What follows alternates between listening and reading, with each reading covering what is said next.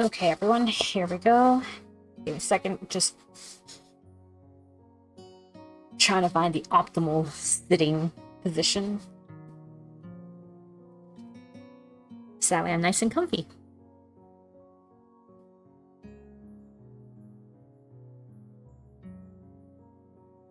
Alright, so here we are with more Katawa Shoujo.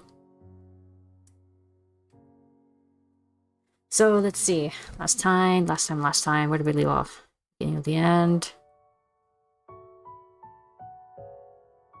Oh yeah, Faraway Presents, I think, was where we left off. June 5th. No, not that one, it's this one. His Past. Right, yes, because this was the call decision. The one that comes from, Lilly. And she's warning you, like, hey, like, you should give Hanako some space. Don't, like, it's admirable you want to protect her, but don't overstep. Okay, so that's the one. Okay, so it's right here. Yeah, playtime 6:53. Okay. Here we go. The library. While not humming with activity, it is noticeably more busy than usual. Exams are not far away, and that's reflected in the number of students burying their noses in textbooks at the tables around us. I've been studying quite a lot in the past few days, just like them, in hope of doing well in the exams. This also means that Hanako and I have been playing games less, so she's begun studying as well just to fill in the time. Nevertheless, I found myself forsaken by her on this particular day. The textbook in front of me has remained on the same page for some time. After so much reading on subjects I couldn't care less about if not for the exams, my mind is beginning to wander.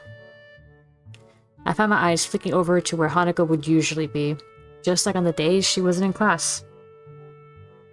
Her usual beanbag in the corner of the room is conspicuously unoccupied. Hey Candy, welcome. It was here that we first really met. I tried to start a conversation with her. She got skittish, and eventually bolted from the room altogether. I probably shouldn't smile about it, but it was kind of amusing, in hindsight. Nowadays, it's more and more difficult to imagine her doing such a thing. Even with Lily gone, she's been doing well now that she's come out of her room. I want to talk with her, or at least play another game of chess. I'm tired of studying, and it's been a few days since we've really done anything together. Hang on, let me just try lowering a little bit. The question of where to find Hanako isn't a particularly difficult one. If she's not in the library, chances are that she's either in the tea room, for some peace and quiet, or in her dormitory room. Deciding to check them in that order, I pack up my books, and make my way out of the library. I stretch and give a loud groan as I walk down the hallway. Studying may be frustrating at times, but with the progress I feel I've made, there's also some sense of pride in getting it done. It's a good feeling. There isn't a sound to be heard from inside as I stand in front of the door to Hanako's room. I guess that isn't very indicative of whether she's inside or not, given how quiet she usually is. Still, she wasn't in the tea room. I tried knocking lightly to make my presence known, but I'm surprised when I find the door unlocked and yielding at my touch. Whoa. With a small creak, the door opens. It looks like my suspicions were correct. Hanako is indeed here. She's sitting at the table with an open book in front of her, but pays it no heed as she keeps looking out the window. She looks utterly oblivious to my presence. With her head thoughtfully resting on her hand, she looks calm and collected. It's a shame she can't look like this more often. Smiling a little, I walk up to the table and softly speak to her. Good evening, Hanako. Hey, Leaf, you made it. Hanako's head turns a little to see me, but she's still only half there. I put a hand on the table and lower my head to better look at her face, mildly curious about what mood she's in. What's up? She gasps a little, finally acknowledging my presence in the room for the first time. Hanako's blushing really heavily. Her mouth is open just a little, as if paused mid-sentence. Most striking, though, is what she's doing. She's looking directly at me. Her eyes are pinned on my own, from such a close distance that I can almost see my reflection in them. They don't turn away, nor move at all. They're absolutely still, just looking into mine. Intense stare. They're dark and give her an almost analytical air. Even when reading on subjects she has no interest in, she would appear to be wrapped in her work to a casual observer. I was about to go to sleep, but then I saw this train on canvas. Okay. She absorbs information very well, and even now, I can feel that. I feel like I'm seeing something behind those eyes that I never saw before. I don't know what it is, though. Hanako? Her lips move just a little, silently mouthing something. She looks like she's on the verge of saying something but won't say it. But that's the way Hanako always is, on the verge of saying something, but never quite doing it. As I look intently into her eyes, I realize something. Everyone has their own thoughts, things they want to say, their own worldview. But I can't work out what Hanako wants to say, and I can't work out what she's thinking. I never have been able to. It's frustrating. It feels like I don't know her at all, despite all the time we spent together. Hisao? It's only now that I find myself blushing. I've been looking directly into Hanako's eyes from such a short distance with absolutely no regard for her, and she's been looking into mine without shirking away. I quickly look away while covering my face with my hand. Hanako does just the same. Another awkward silence reigns. I hate these. At first I accepted them as just being the fact of life around Hanako. But thank you, wish list Ale and Tail Tavern is on sale. And I even got them email alert. But now all they feel like is an affirmation of how little we're able to communicate. Some anger makes its way into the complex mixture of emotions I'm experiencing right now. I want to bridge that gap between us.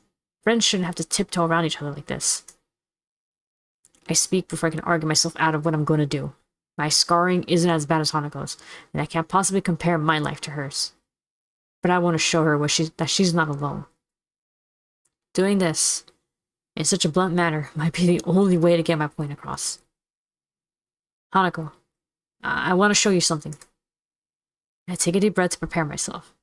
This could backfire badly, but I feel as if we've come close enough for this to be okay. I'm not going to strip naked or anything weird. I'm just going to take off my shirt.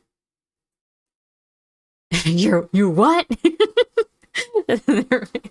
Hanako's eyes grow to the size of saucers. Her face is an amusing mixture of curiosity and nervousness as she stands. It helps take the edge off my own nervousness at doing this in front of another person. Slowly, with my entire body feeling tense, I unknot my tie, beginning to loose the first of the buttons. I'm trying to mentally block out Hanako to make this easier, but it's not really working. As I work my way down, I expect to hear some form of protest from her. She remains silent, though, which just makes this feel even stranger. With the last of my shirt unbuttoned, I take a breath and look at her. Hanako's gaze is fixed on my scarring. As expected, and once I nod to say it's okay, she steps forward and tentatively places her hand on the vertical line running down my chest. The scarring on her hand, a pattern of damaged skin across its surface, contrasts with a single uniform line that makes up mine.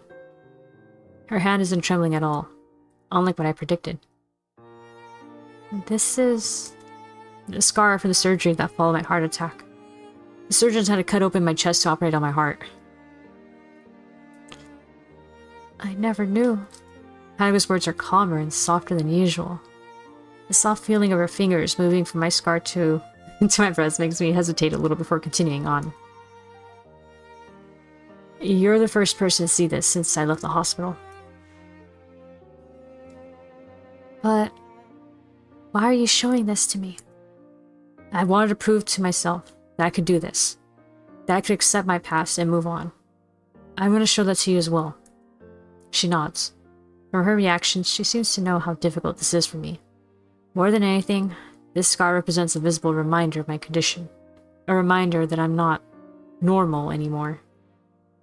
That's something that, until now, I tried my hardest to ignore.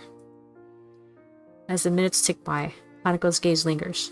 Her eyes look less focused on my scarring than before. The situation feels a bit different than it previously did. It makes me slightly uncomfortable.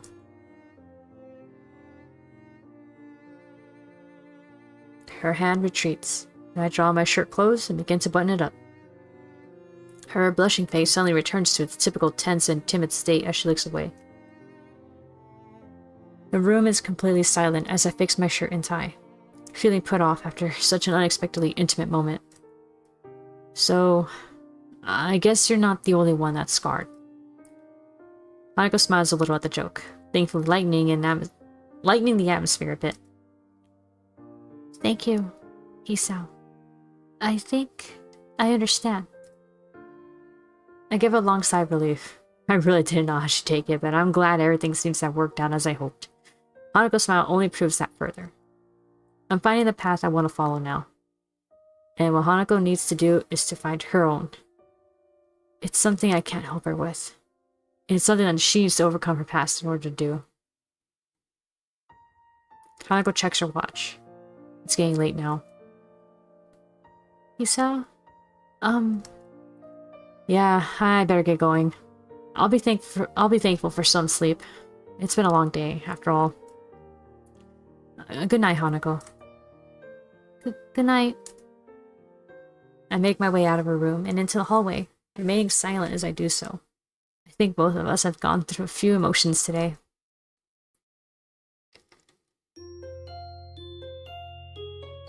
Alright, scene change.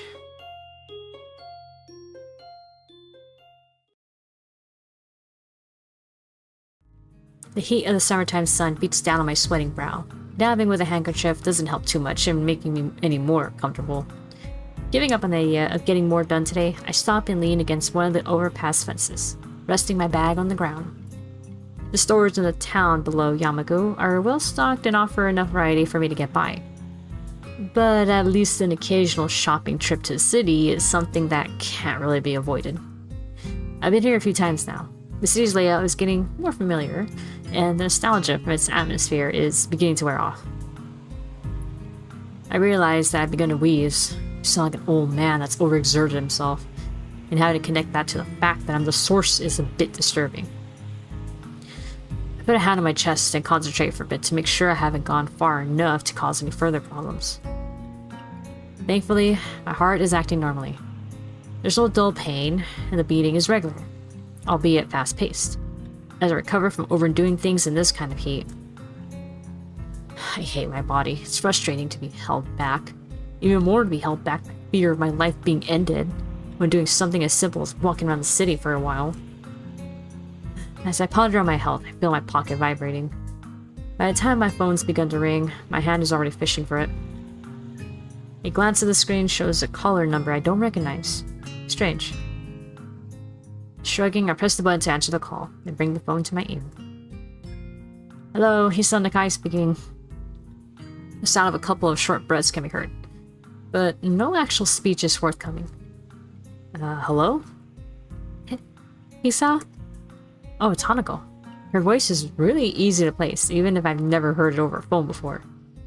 Hanako? Sorry, I wasn't expecting you to call. What's up?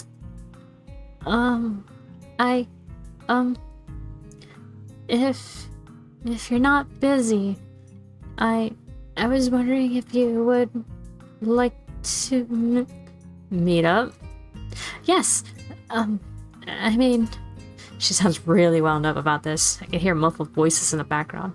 It's about time for afternoon tea, so I guess she'll want me to meet her at the Shanghai or something. Oh, that sounds fine. Are you at the Shanghai? I'm in the city. Hanako's here? Alone? That's a surprise. It's no wonder she's like this if she's surrounded by people and entirely by herself. That works out well. I'm just wandering around there now. Where are you? Hanako manages to stammer up the street name, address, and some basic directions to where she is. Luckily, it's not too far, so I agree to see her soon before hanging up. I look up to the sky. The summer heat is beating down. This is the first time Hanako's asked for us to do something together beyond a simple board game. And the first time, at least since I've known her, that she's come to the city by herself. Maybe this means that Lilly was right. By the time I managed to stagger up to the cafe where Hanako is, I started to wheeze again. I'm sweating so much that I feel like a melting popsicle. I can barely hold the bag in my hand. I need to sit down. Badly. The tables outside are all occupied by busily chatting couples and girls gossiping between themselves. The contrast between the different age groups and fashions of the people here and the people from the town near Yamaku is striking. I scan over the people sitting at the tables, but I can't see Hanako. She did say she was sitting outside, so I must just be missing her. Not difficult, given how small she usually tries to make her presence. I look around again. More slowly this time, taking particular care to see if I can find Hanako's hat. It's pretty distinctive, and I'd be very surprised if she wasn't wearing it. There she is. Sure enough, her head is kept low and the table she's sitting at is right beside the building in an inconspicuous corner. I walk up to where she is, and make sure that I have her attention before I sit, lest I give her a scare. She notices me and gives a small wave as I arrive at her table. Are you feeling okay? I try my best to laugh it off, but doing so just makes me more out of breath. Not very fit these days. Don't mind me. Hanako nods, but still looks a bit put off. Now that I can get a good look at her face, something about her seems a bit different. I'm not sure my eyes are playing tricks on me, but she looks kinda nice. Her eyes move upwards to look at me before quickly flicking down again. I begin to think this is going to be a rather quiet meeting, but a waitress thankfully arrives and sits down a cup of tea in front of Hanako. Hanako almost automatically turns slightly away and lowers the side of her head. It's an amazingly practiced motion, and does a good job of its intended purpose, hiding her scars from someone who's leaning in close. Her right arm is still laying on the table, though, with the scarring on the back of her hand quite visible. Catches the waitress's eye, and I move to quickly distract her. Excuse me, may I place an order? The waitress nods and gives me a couple seconds to look at the menu. Could I have a mango smoothie, please? She gives a nod before almost enthusiastically bouncing inside. Everything is so different in the city, in more ways than one. Hanako looks back up towards me and adjusts her hat a little. If she noticed the waitress staring at her scars, she doesn't show it. Not coffee? I think I'd die for the seat if I had something like coffee right now. Resting my head in my hand, I look to my quiet companion. She seems taken aback. A very unexpected reaction to my lame joke. An unwelcome emotion bubbles up inside me as I realize her reason why. Unlike most in Yamaku, indeed, unlike anyone there that I'm aware of, my condition goes beyond limiting the activities I can do. Or, to be more precise, breaching those limits could have much more grave consequences. Thankfully, it's something that's very rarely come up since I entered Yamaku. I thought that it was so rare that Hanako and Lilly might not think of it at all. Turns out that I was wrong. Hanako silently drinks her tea while I wait for my drink, confirming that it's the right temperature with a small sip before she begins in earnest. I feel guilty for being the cause of an uncomfortable silence, since in the past, I've been kinda hard on Hanako for those. Eventually, the same waitress as before bounces up, handing me my drink. I gather the change from my pocket and drop it into her waiting hand before she goes off to attend to another customer. My eyes linger on her as she walks away. Oh. Do you think that she looks pretty? Hanako is following my gaze, her eyes taking in the waitress that served us. I can feel my blood slowly going to my cheeks as I rest my smoothie back on the table. No, I can't really say that I'm really into that look. She just looked a lot like an old friend I knew before my heart attack. Did you have many friends? I had a few at my previous school, though I wouldn't say a lot. The four of us just hung around together after school and stuff. Do you still talk to them? I shake my head. No, well, we gradually lost contact while I was stuck in the hospital. You're not saddened by that? Or angry? Hanako looks genuinely surprised. I guess it's the right reaction. Well, life did move on for them while I was stuck in the ward. I was pretty sore about it at the time, but now it's just a bunch of nice memories. Besides, once I came to Yamaku, I found new friends as well. Oh, that's quite a whitewash of what my feelings were back then. I went through some dark times during my stay at the hospital. But I really am glad that Hanako and Lilly were around to help me after I left it. Hanako blushes as we both get down to enjoying our drinks. She seems to have calmed down since I arrived, and I've started to feel a little better now that I've had the chance to rest a bit.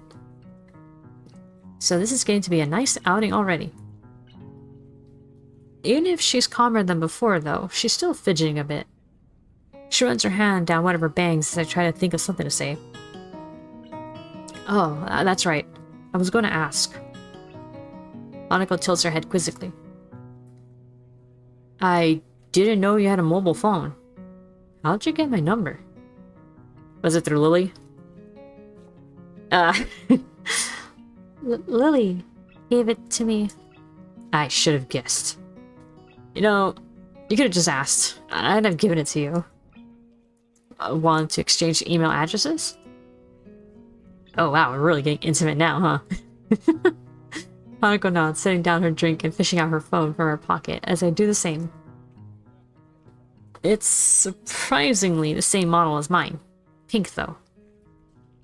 Oh, nice phone. She looks to me with a curious expression, before noticing my phone and giggling. It's one of the very few times I've seen Hanako let her guard down enough to do such a thing. I didn't pick it out myself, though. Oh? It was a present from Lilly. I never really needed a phone, and I couldn't afford one. She bought me one for Christmas, though, saying that we could use it to keep in touch. They see each other basically every day anyway, both in and out of school. Then again, Lilly does have her class representative duties and other friends that she talks with. It probably helped for situations like this too, when she's gone away for a while.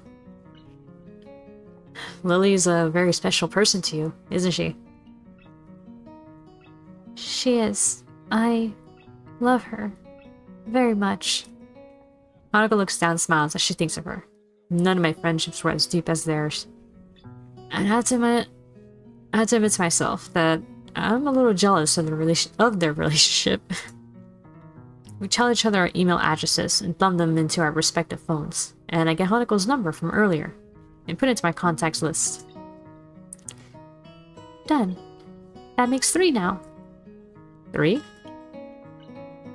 Lilly, Akira, and you. Oh, is that her number of contacts in her phone? Oh. Ah, Akira. She's an interesting person, isn't she? She is. She's also really nice, though. Her suit makes her look a bit cool. I'm not surprised you know each other well, with her job taking up so much of her time. Hanako looks down a little, takes another sip of her drink. If I wasn't looking intently at her face, I'd miss the small smile perched on it. I guess when she knows so few people, those she knows must mean a lot to her. How many do you have? Me? About 9 or 10. I hesitated to go into them for fear of rubbing in the fact that Hanako doesn't have parents, or apparently even close relatives. Oh, 2 of those are Shizune and Misha too, which is another can of worms. I imagine that Lilly would have more than both of us put together, probably. Hanako gives a childish giggle, and I can't help smiling. It's a good feeling that she's gotten this comfortable around me. At times like this, I feel like I'm getting close to talking to her true self. Do you mind if I ask something that I've been wondering? Hanako shakes her head as she takes the last sip of her tea, finishing it off. You don't seem very jealous of Lilly having lots of friends. Don't you want to make some more friends yourself? Or get to know some of hers? I'm not jealous. I don't like people, so I don't mind not having many friends. That's really not the answer that I was expecting. She doesn't look fearful or sad as she says this, but rather quite serious. Hanako rubs her arm awkwardly, having taken my quietness as a reason to continue. I'm not really sure what I should say, so I end up simply giving her my attention in silence. In middle school, I got bullied a lot. I was called names and got excluded from work groups and sports teams. There were worse things too. And that's what made you not like other people? She shakes her head. That was elementary school. I feel bad for bringing this up now. Adults have enough problems dealing with Hanako's scarring. Children would be all the worse. I'd assume that the way she tried to make her presence not felt was just to avoid people staring at her. Or because she was afraid of them. Certainly not because she genuinely didn't want to interact with them in the first place as well. I noticed the condensation from my neglected smoothie forming a little puddle around the bottom of the cup. So I take the opportunity to finish it off. As I drink, she begins to fiddle with her phone. It looks like she's remembered the people around her again, and begun to tense up. It isn't exactly a cheap phone. I had to save up for quite a while to afford one when I got mine. If Lilly went to a private school, she probably wouldn't have too much trouble getting one for a present, though. Watching her fiddle with it gives me an idea. Hey, Hanako, wait for me. I'll be right back. I put the now empty cup down, slid my phone in my pocket, and began to move off, carefully stepping around the bag I'd placed beside my feet. Thankfully, sitting around while talking to Hanako has helped me feel a lot better than before. Wait, what? Well, where are you going? Just stay here. I'll be back in a bit.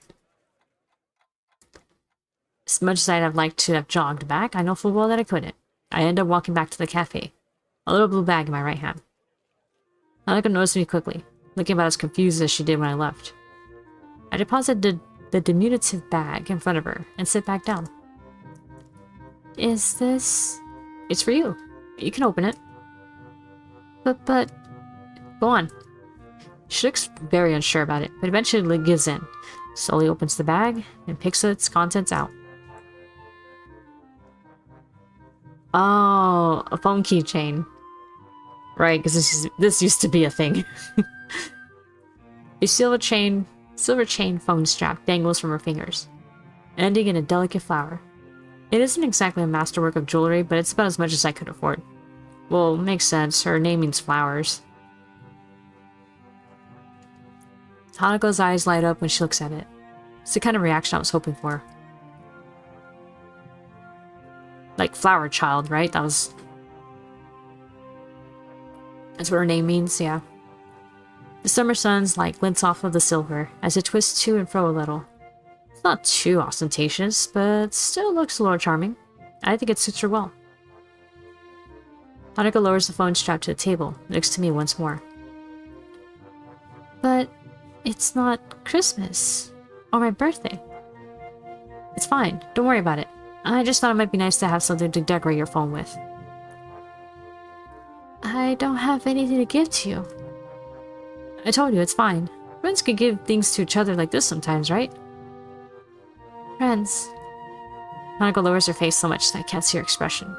She eventually nods, before taking her phone and fiddling with the strap to attach it properly. Oh, it looks cute. She looks to me and smiles as she holds up her phone, now adorned with a little flower. Thank you, Hisao. Her smile proves infectious. Out of the corner of my eye, I notice a couple getting up and leaving. That reminds me that the bus back to the town below Yamago will be coming soon. I guess I better be going if I want to catch the next bus, back to town. You coming as well? Yes. She hastily nods before carefully putting her phone back into her pocket and getting out of her chair. I do the same and pick up the bag I left beside me on the way out. Story set in the 2000s after. Oh, yeah, that's right. Email, yeah. We walk side by side as we make our way to the bus station, exchanging no words between us. Hanako's gaze is firmly locked ahead of her, though she looks very happy with herself. I'm not sure what I should say to her, but I'm also not sure that I need to say anything. The fact that Hanako is happy, and happy because of me, is enough to make the load on my arm feel light as a feather. Oh. I'm really scared of how bad this can go. For her doing the other choice, like if you decide to just keep pushing on and being pretty overbearing on her. Oof. Finally reaching the classroom after the usual walk from the dormitories. I step inside. My eyes immediately turn to the third seat from the left in the back row, Hanako's seat. It's empty, and after glancing around the classroom, it looks like she isn't here yet. The two girls from the newspaper club are here in the two seats to the left of Hanako's, as are Shizune and Misha, but that's about it. We exchange morning greetings before I take my seat. I have to admit that this is a bit of a relief. This gives me at least a few more minutes to think. Not that I haven't been doing so previously, ever since our trip to town. Hanako's been on my mind. I still don't know what to make of my relationship to Hanako. I like her. I can admit that much to myself. I want to protect and shield her from the pain she feels. I really don't think my feelings are just those of friendship anymore. With that said, I feel like I don't even know her. If I made a move on her, how would she take it? Is she in an emotional state that allows her to make a reasonable decision about a relationship? How would she cope with anything that might happen afterwards? I'm gonna finish the book tonight, so you might have time to check the other ending, whichever one it might be. Oh, whichever one? Oh, okay. There's also the possibility that I'm just completely misinterpreting Hanako. Not a difficult thing to do with someone whose social skills seem to be so underdeveloped. The sound of footsteps comes up to the door, making me perk up. It ends up just being Miki. She barely acknowledges my existence when I accidentally make eye contact with her. I'm about to look away, but another person comes in not long after she takes her seat. I feel myself freeze as I see Hanako enter. This is an irrational reaction. I have no idea about how I should act or what I should say to her. For a moment, our eyes meet.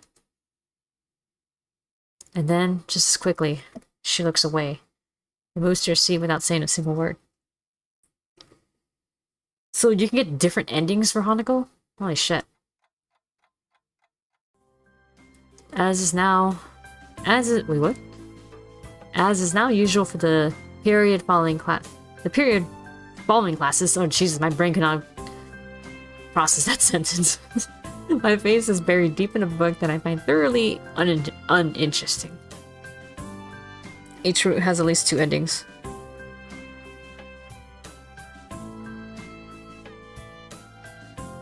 Yeah, I remember I got Shizune's good ending and her bad ending. And then Lilly's was a good ending, and then a neutral ending, I guess. It ended pretty abruptly. Studying is not something that comes naturally to me. I didn't study a lot before coming to Yamaku, and until now, I've largely managed to coast through on talent alone. It's frustrating that I can't do that anymore. Judging by the faces of the other few students in the library, I don't think I'm alone in my distaste for this. Misery loves company, I suppose. I decided to spend lunchtime with Hanako, since we haven't had lunch together for a while now. I might as well have spent the time studying, though. Aside from pathetically small snippets of small talk, there was barely a word said between us. Why does she keep doing this to me? I just want to protect her, to be there for her. Every time I feel like we're coming closer, we end up further away. Are you busy? Hanako! My head whips around in surprise, causing her to retreat in fright. I scared her. You scared her. That was bad timing. If I hadn't been thinking about her at that very moment, I probably wouldn't have been nearly so startled. Oh, sorry, you just startled me. I was still staring at her longer than I should. So I go back to the text lying on the table in front of me. Sorry, burp was coming up.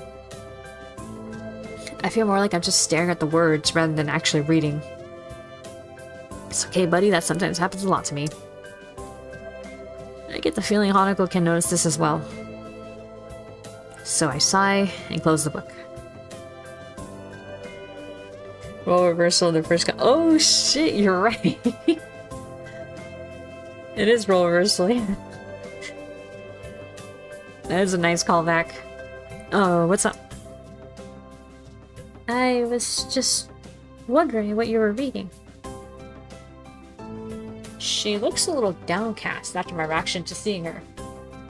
Giving up the prospect of getting any more work done, I get up and return the book to its place on a nearby shelf. Ah, just an English textbook. Has it helped? It helped me realize I don't like English. Yeah. Hanako gives a small giggle. I'm amused on the strange state of our friendship, but I do know that such little gestures are things that I wouldn't see were I not at least some distance closer to her than when we first met. I look at her for a moment, think about what I do and don't know about her. It's a slightly depressing topic. Is something wrong? But I want to know more about her. Maybe I should stop being so evasive about it. Yeah, how come you're just not asking questions to know her better? Like, she clearly has no problem now talking to you, buddy. Come on. If you want to know her better, fucking ask her questions. Talking with Lilly is an equal rather than being constantly in fear of causing her to become upset work fine. So I should just try a straightforward approach with Hanako as well. Hey Hanako. Do you mind if I ask you a question? I don't mind. I want to know what your life was like. Your life before coming to Yamaku. She hesitates. I briefly consider backing off, but she seems to be taking the question quite seriously. I sit and watch her, silently letting her take her time. She's not making eye contact with me, and looks almost as if she's arguing with herself, into letting herself open up to me more. Her answer finally comes in a stiff, almost reluctant nod. She looks far more tense than she did before I'd asked. Okay, but in return, you have to tell me about your life as well. I nod, and follow her as she begins to walk out of the library so we can talk. By now, most of the students have already left the main building, so apart from a few people hovering around club rooms, the hallways are largely empty. I guess we'll start with coming to Yamaku. Let's see. I was in the hospital when my parents first told me about Yamaku Academy. The doctors told me I shouldn't go to my old school anymore. My parents agreed and persuaded me to apply for Yamaku, even though it'd mean living away from them for the first time. It must have been hard for you. Well, yeah, I have to admit that it was. My parents both work long hours and full-time, so having to live reasonably independently wasn't anything new to me. It was the fact that I was going to a school for disabled students that hit hardest, I think. And you? A small group of chatting girls passes us as we near the stairs, with Hanako pressing herself lightly to my side. Oh, excuse me, hold on. Okay. Until we reach the ground floor. She doesn't usually come this close while just walking into school, so I'm left a little put off.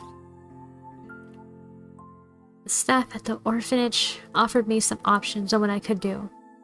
Middle school hadn't been good, so I thought that Yamaku might be better. It was isolated, and I thought it might be easier to get by here with most of the others being disabled. It's pretty ironic that the reasons Hanako looked forward to Yamaku are the exact reasons I hated the idea. To me, it felt like I was being shunted somewhere away from society and everyone I knew. To Hanako, that's probably an inviting prospect. What was life like at the orphanage? It was okay. The staff there were nice, and they took care of us. The children there didn't talk to me much, but I didn't really want to talk with them either, so I didn't mind. The orphanage had a little library, so I started to read to pass the time. The staff didn't mind it, because it made me easier to handle than many of the other children. You didn't make any friends there? No, I think my life was on hold during that time. I knew that, but I didn't mind. To think her life was on hold for all that time, though. Depending on when the fire happened, that was a huge chunk of her life. No parents, no friends, apparently no relatives. We walked through the door into the courtyard. I expect to need to divert my eyes from the sun, but by now it's well into sunset. Nako's eyes keep flicking to me, so I look away from her for a bit. What was it like in the hospital? I quickly clear my thoughts and try to refocus them. I hesitate for a bit, but I know that I have to tell her. We're close enough for her to feel comfortable telling me this, so it's only fair that I reciprocate. It was okay at times, but at others, it was pretty bad. At the beginning, everyone sent their sympathies. They came to visit often. It was just like breaking an arm or something. Meeting all my friends was one of the good times. Iwanako came in often as well. More often than anyone else.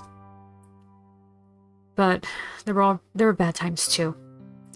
When my friends slowly stopped visiting, I began to realize how grave my situation was. It reminded me that this wasn't just a broken limb, but that I was now a different person than before. Even the times Iwanako would spend with me became torturous. By the end, we were reduced to silence. Whereas before, she'd be talking constantly. But that's how Iwanako always was. She may have been a fragile person, but she would talk constantly to try and hide that fact. Not about anything particular, just talk. I think the 3 lowest points would have been when my parents told me I wouldn't be going to my old school anymore. My birthday passing while in the hospital, and when Iwanako left for the last time.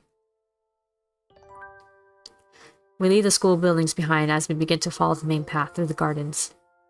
There may have been the odd bystander in the school buildings, but outside, we're practically alone. What was your middle school like? Oh, I liked it. I grew up in a really metropolitan area.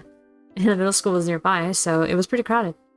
I didn't mind it, probably because I'm used to being in crowds and around lots of other people. I got good grades, I played soccer with my friends, spent a fair bit of time hanging out with them after school as well.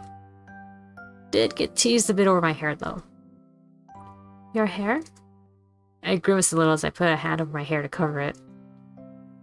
I keep getting tufts and strands that refuse to flatten or stay where I wanted them. And my mother wouldn't let me just get my hair shaved. It had a habit of popping out no matter how much I tried to brush it down. You got cowlicks. It still does, a little. I was worried I'd get that reply. Sorry, I didn't mean to. I give a mild laugh and wave it off. It's fine, I know it still does. Feels strange to have someone act so interested in my past. If it were anyone else, I think they were just acting polite. But that's something I really don't think Hanako would do. Or if she did, she'd do it so badly that it would be obvious. There are a number of girls in the common room on the ground floor, and Hanako presses herself to my side once more as we pass them. I expect her to break off, but instead she continues to cling on to me as we walk towards the stairway. Something about the way she's holding on to me feels different from the usual.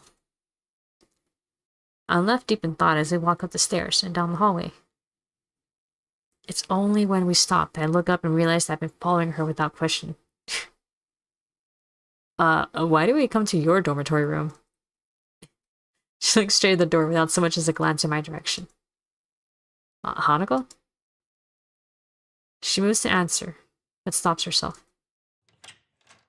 Instead, she silently breaks from my side, opens her door, and steps inside. I look up and down the hallway, a bit lost as to exactly what I should do. Shrugging, I decide to follow her since I don't have any reason to do otherwise. Hanako stands in the middle of her room and looks straight at me. It's unnerving when she does this. It's such an unusual action for her. I open my mouth to speak, but she preempts me. Could you close and lock the door? Hanako's hand reaches for her chest, grabbing her blouse out of her heart. I turn and lock the door shut, then freeze. The atmosphere is beginning to feel quite strange. This feeling is only made more profound when I hear the curtains being pulled behind me. It's going to be night soon. We're a guy and a girl in a bedroom. She's closing the curtains. And I'm shutting and locking the door. She can't really have that in mind. Can she? I gulp and turn around very, very slowly. Hanako's in the center of the room, but hasn't turned back to face me. You told me about your past, so I had to tell you mine. She takes a deep, shuddering breath and pauses for a number of seconds. Her hands move to her ribbon and begin to tug, all but confirming my thoughts. Hanako? Please, don't say anything. I obediently stay hushed as she slips off the ribbon and continues to unbutton her blouse, before working the clip on her bra. The process is slow. Perhaps it just feels slow because of what she's doing. I'm not sure. Frozen to the spot, all I can do is watch as Hanako, hands trembling, unclips her skirt and lets it drop to the ground. Oh. I didn't think they would actually show this, but okay.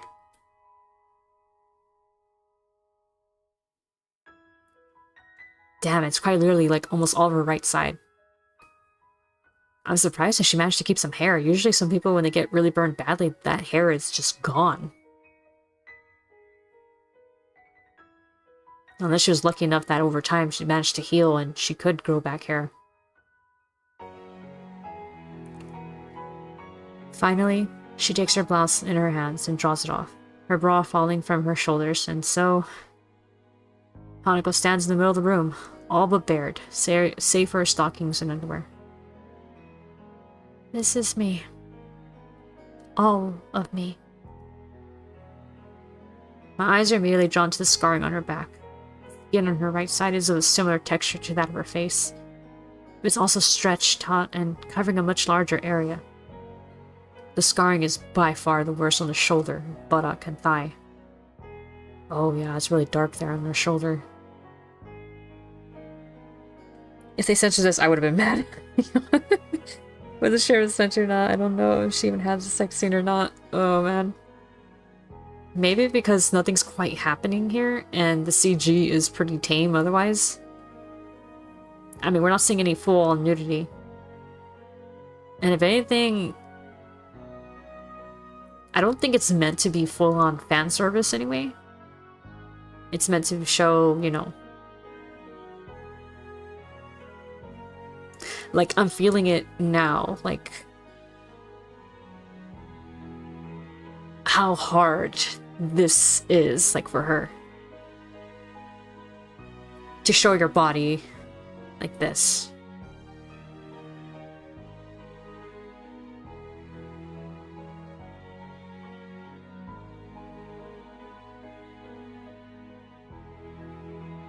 Like, I mean, like, even with it, like, scrolling up slowly, like, I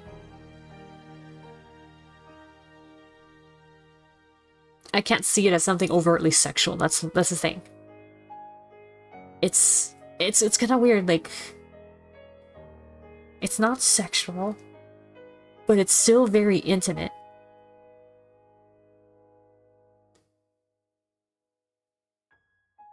And it's kind of, I'm actually kind of surprised with how, like, how they managed to write this in a way that it's an intimate moment, but not intimate in that way.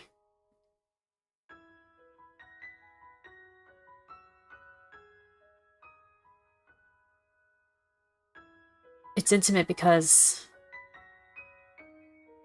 she's being very vulnerable right now. And this whole time she's been guarded.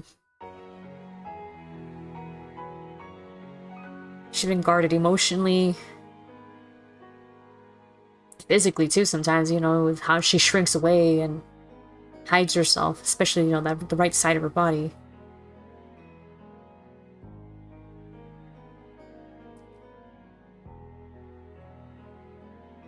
Damn. Okay. I know I said it before. I'm gonna say it again. Hanako's route is definitely heavy emotionally.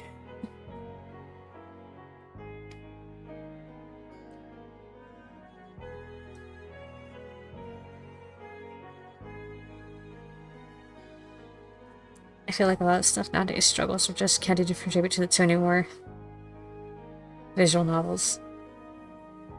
Yeah. Like, I'm pretty sure the sex scenes are good in some cases, yeah.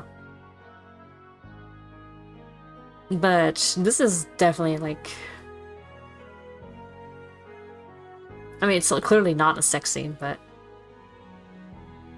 it's pretty impactful. Number of VNs I played that can accomplish this. Hanako is tied for first place for me, along with Reen's. Oh. Just as my heart attack redefined my life, this is the event that redefined Hanako's. If I'd seen this when I first met her, I'd have been shocked. Not only at the sight, but also at the idea that something like this was survivable. After having had time to get used to the idea, after seeing the scars on her face, hands, and collar, my reaction is more measured. My reaction right now is not due to her scarring, but to her body. The fire happened when I was 8 years old. It was night, and we were sleeping when it started. Hanako's voice trembles, the shaking in her blouse giving away the fact that her hands are doing just the same. I curled up into a ball when the fire swept over me. My mother tried to shield me. That's the only reason I lived. Hanako's eyes begin to moisten, her voice cracking under the combined pressure of exposing herself to me like this, and reliving those painful memories from so long ago. I want to say something, anything to make her feel better. I can't though. I feel completely useless when faced with a situation like this. She's forcing herself to come so close, yet it's at times like this that I feel most distant to her. I'm sorry for making you see this. There's no point denying the obvious. I think what I should say now, and what Hanako wants me to say now, is the truth. What I genuinely, honestly believe. Hey, Eiko, you made it. It doesn't matter. You're a wonderful person, Hanako. Your body doesn't change that. She looks at me for a long time, her breathing uneven as she tries to remain steady amidst the emotions we're both feeling. It feels less like she's looking at me than she's looking through me. I slowly walk towards her and gently place my hands on her shoulders as she lets go of her blouse. She gasps a little, not in fright, but in simple startlement. Being so close to her causes my mind to become a jumble of feelings. The scarring on her shoulder, plain to see and leather-like to the touch, conflicts strangely with her otherwise soft skin and silky dark hair. Hanako is a girl, with all that entails. She's taller than usual for a woman, but still has curves in all the right places. The nape of her neck, which is visible thanks to her hair slung over her shoulder, is alluring. I know that I'm not pretty like Lilly. I just wanted you to be me. The real me. I've already seen the real you, though. You didn't need to take off your clothes for that. Her lips are open just a little. She lets out a sharp breath as, without thinking, I breathlessly lean forwards and press my lips to hers. Kiss only lasts for a fleeting moment before our faces part, our breathing quick and nervous. The feeling of Hanako's mouth lingers, and her eyes remain locked to mine. Oh, I feel like this is gonna escalate. Kabocha squash! Hello, little gerbil friend. Or chinchilla, whatever you are.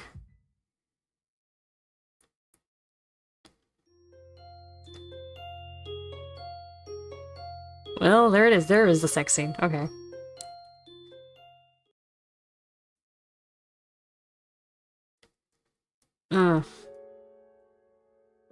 My eyes feel heavy as they slowly open, the light from outside making me blink a bit to let them get adjusted. My body feels like lead, and my head feels just as heavy. Waking up to an unfamiliar ceiling is an uncomfortable feeling. It reminds me of the first time I woke the dimpled white tile ceiling of the hospital. It's only after spending a few seconds staring up at it that I realize where I am. This is Hanako's dormitory room.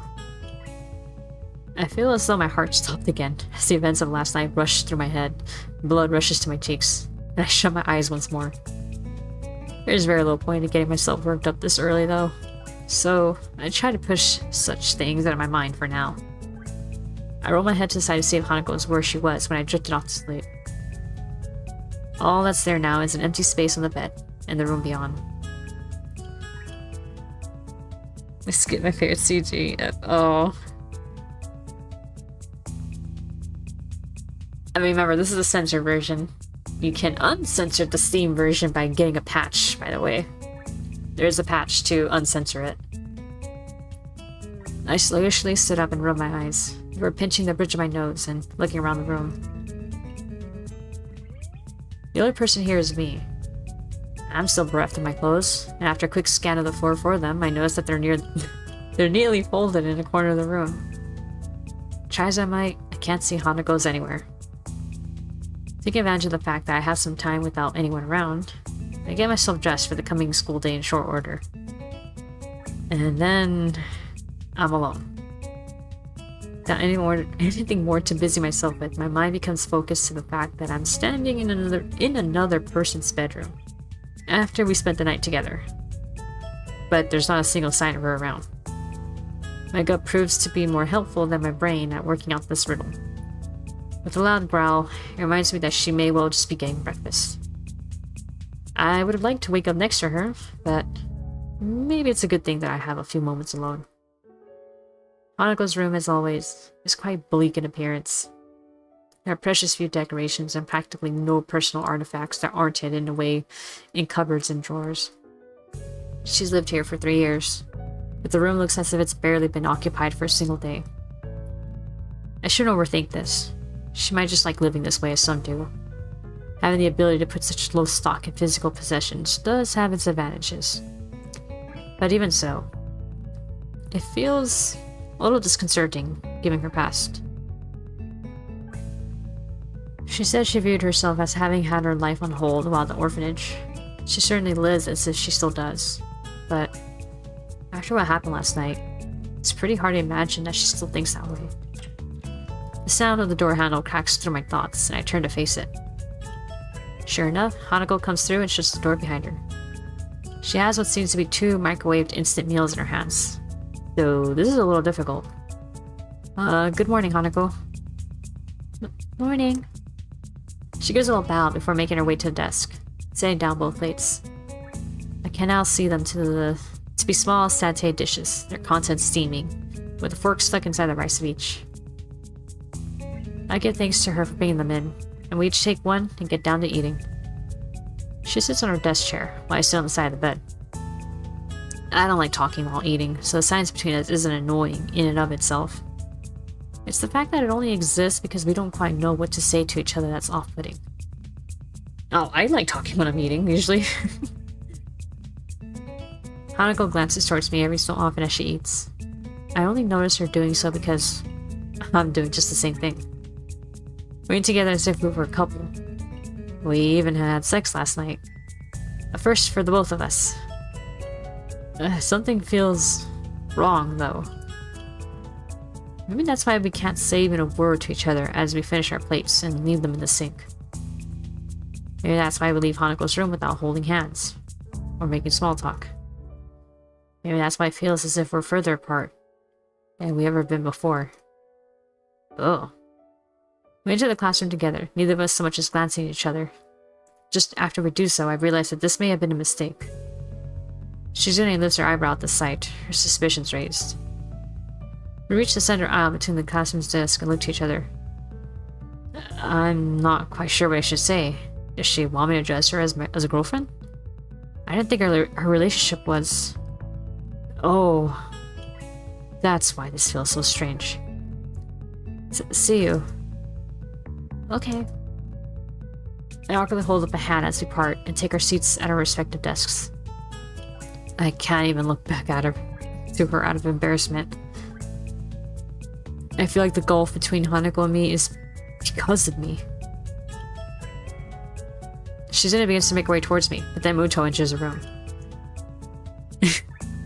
I'm thankful for his arrival being so well timed. drawing Shizune and her questioning away to wait for another time. I wouldn't have been able to answer anyway.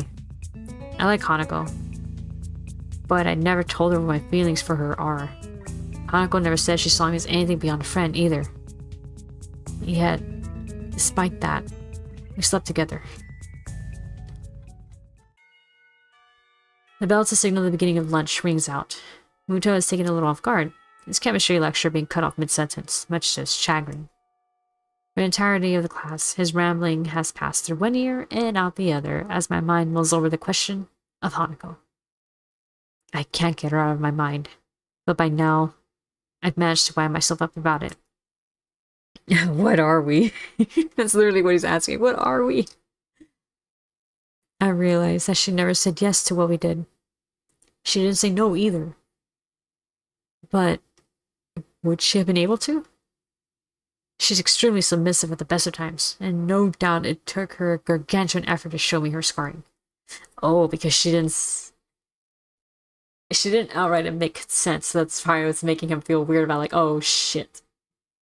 Did I force myself on her and she didn't want it? I decided to try it and at least make conversation with her. That would be better than the monosyllabic communication that's been the most we've matched between each other so far today. Excuse me, hold on.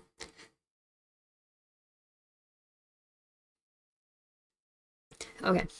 I walk to her desk, intending to chat, but she awkwardly blushes and looks down even before I've come up to her.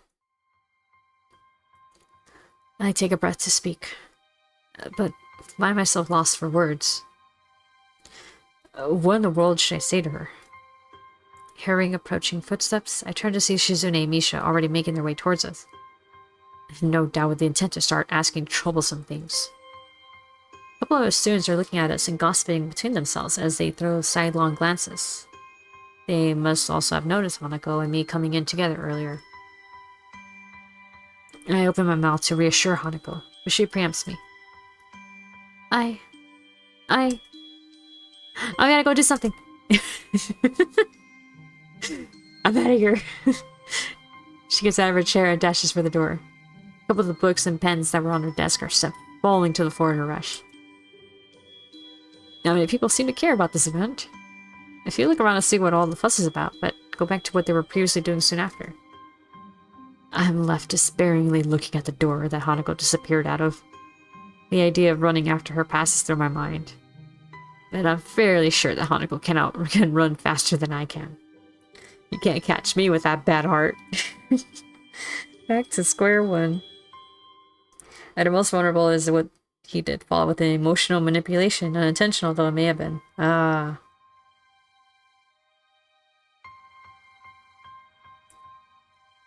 Oh.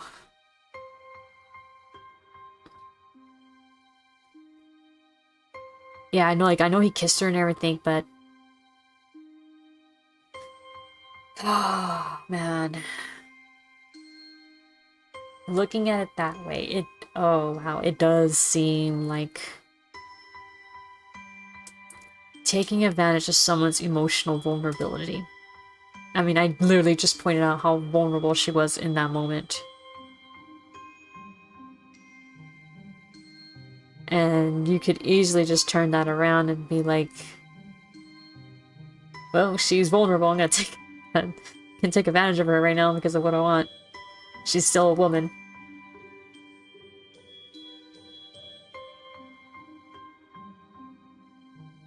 Oh, man.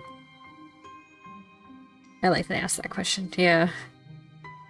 CJ didn't even need to be censored. I'm hoping it's in the gallery afterwards. Oh. Can we have something wholesome, please? I know, right? And besides, what would I say to her once I caught up anyway? Eventually, I simply crouched down and began picking up the items that had fallen to the ground from her desk. I feel low in every way, reduced to this as students pass by me on their way out of the room. I feel a tap on my shoulder. I look up to see Shizune and Misha looking at me, curiosity about the situation written on their faces, mixed with a slightly apologetic look at the idea that they were partially responsible partial response for what just happened. Hee-chan, if we can help at all. I just shake my head. This isn't a matter for them. And from Shizune's expression and the tone of Misha's voice, I think they know the same thing. Shizune acknowledges my response. He gives a solemn bow before making her way out of the room. Misha soon follows her out, obediently following her role as Shizune's shadow. I pick myself up, books and pens in hand, and place them inside Hanako's desk. With the classroom now empty, I end up just leaning against her desk and thinking to myself in silence. It feels like there's a complete emotional disconnect between Hanako and me. We haven't known each other for all that long, and despite wanting to start going out with her, I really don't know that much about how Hanako views things. Which was literally why you're asking her those questions yesterday, and then it led to that. Oh god, how that backfired. I've been studying as hard as I can for exams, but I still don't feel like I have any real sense of direction behind it. I try to be a friend to Hanako, even if I couldn't tell her my feelings. And all we've done is drive each other apart. I couldn't even write a letter back to the one girl who ever loved me, Iwanako. What should I do? What can I do? I simply don't know the answer to either of those questions. I do know that nobody else can help me with them. Just going back to the way things were would be enough to make me happy. But I know that it can never happen. Something changed between us last night. Maybe it changed beforehand, and it just came to a head then. I know that there's a wall that Hanako has between me and her. I've been hitting that wall every time I've tried to interact with her on any level. But now I'm beginning to think that I have my own wall between us just as much as she does. She had to practically drag my past out of me. And mine was much less traumatic than hers. I want to say it's because I haven't had long to adjust since my heart attack. But I know full well that it would just be an excuse. The one time I can recall when it really felt like she was opening up to me of her own accord, when we were playing billiards in the city. I was the one who stopped her from going further. I want to know Hanako better. I want to save her friendship, if not begin a real relationship with her. My mind begins to tick as I sit against her desk, thinking to myself in the empty classroom that we spent so much time in together. I have to talk to Hanako. I pace around in the park, feelings of anxiety rolling over me. Every so often I reach into my pocket to take out my phone, but each and every time I hesitate and end up slipping it back in. If this were any normal situation, I wouldn't be cutting classes. Unfortunately, it isn't.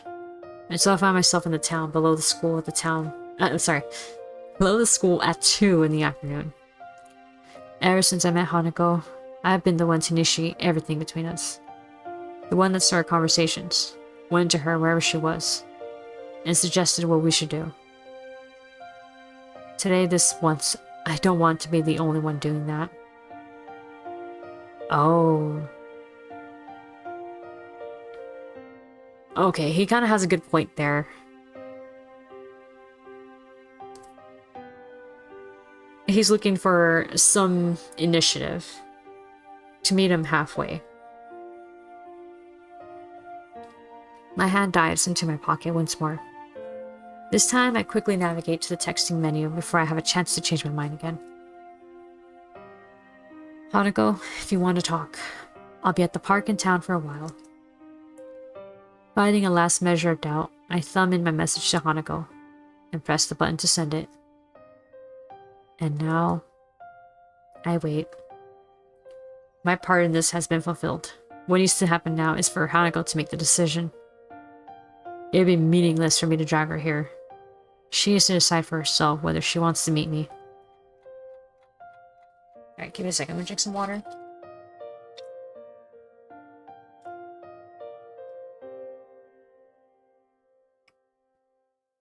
The apple juice from the vending machine tastes awfully bitter as I swill it down. My grip on the can has caused it to dent slightly in the middle. I shouldn't be this tense, but it's probably inevitable. Hanako is dear to me. What happened in the last couple of days has put a lot of pressure on both of us. The idea of losing all the progress we've made in coming closer to one another, and losing our friendship as a whole, is deeply unsettling. But even then, I still don't really know how close we are. We may have had sex, but before that, all I knew us to be was friends. Maybe we were more than that, but if so, I never realized it.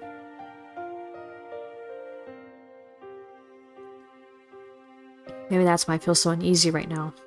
I don't understand Hanako. Despite all the time we spent together.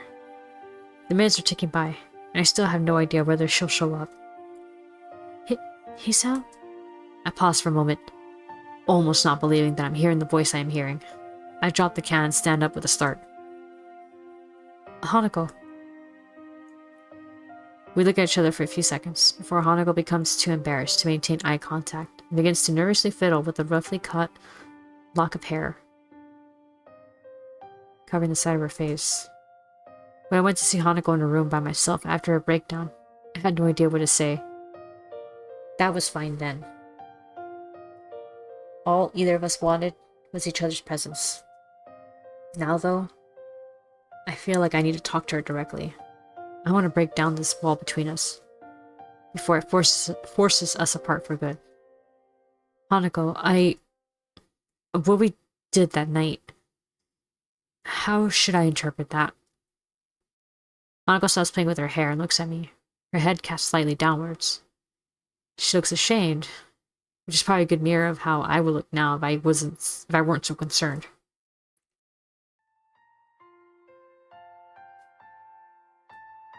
I thought you might eventually go away if I was only someone you need to protect. I thought that if I let you do that, you might see me as someone more than that. My first reaction is disbelief, but I did do it with her after all. I had plenty of opportunities where I could have stopped things, stepped back, and questioned what we were doing. In the end, though, I didn't. He was straightforward, yep. A horrible feeling rises in the pit of my stomach. She offered herself to me because of what she thought I wanted. And now, it feels like I took advantage of her. She may have been willing, but only under false premises. I've never been good at hiding my emotions from physically showing, and now is no different. Hanako looks down once more. A strange mixture of depression, regret, and sickness ran into her face. Thick silence hangs in the air, save for the breeze blowing through the trees around us. I knew you couldn't look at me that way. Hanako's words are said in a little more than a whisper, seemingly directed just as much at herself as to me. In what way? What do you mean? All I ever was to you was a useless person. Just someone to protect. Someone like a child. I wanted to be more to you than that. After so long, I got used to it. Her voice is unlike any I've heard her use before. She sounds disgusted. Not at me, but at herself. After I came out of my room, I saw that you had started drifting away. I felt like I was going to lose you because you wanted someone you could have that kind of relationship with. You were more quiet in school than before, and you were getting on so well with Yuko. I thought that I might lose you. She thought I was bored of her because I wanted a romantic relationship? But we're friends, right? I wouldn't just abandon you like that, even if what you're saying was true. Sex and a sense of obligation. Oh. They're working through it, they're being mature about it, they're finally growing up. That is true, at least they're talking it out. Friendship was something I thought I'd given up on. I stopped believing in others. after what happened after the accident. Before the accident happened, I got on well with people and other children. I didn't have many friends, but I didn't mind, because I treasured the ones that I had. Afterwards, though, I was called names by the others, teased a lot. It hurt really deeply. The teachers tried to help, but they couldn't do much. And even many of them recoiled just the sight of me. Among those calling me names and teasing me were the ones that I thought were my closest friends. From then on, I believed that it didn't matter if nobody else acknowledged me. All my existence ever did was make people troubled after all. It was easier if I just didn't exist. But after meeting Lilly, and then you, I tried, but I couldn't make myself think that way again. All that time, she didn't trust me. She thought, just like everyone else in her life had, that she was worthless. Someone to throw away once I got bored of being with her. That hurts.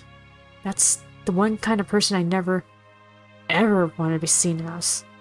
Because I know better than most just how horrible it feels to be thrown away by those who I thought liked me. She's cracking from the memories she's bringing up. I feel useless, completely unable to console her. In a strange way, though, I am almost thankful that she's allowed me to know this. The wall between us is going away, even if it hurts so badly to bring it down. Hanako, if you just told me... Was I wrong? Of course you... She wasn't. Hanako wasn't wrong. It's difficult to force myself to admit this, but I know trying to deny it is pointless. To me and to Lilly, she was someone we tried to protect. She had become to me what I'd become to my friends after my heart attack. A broken person. I liked her, possibly even loved her. But I never acted on that precisely because I thought she was so fragile.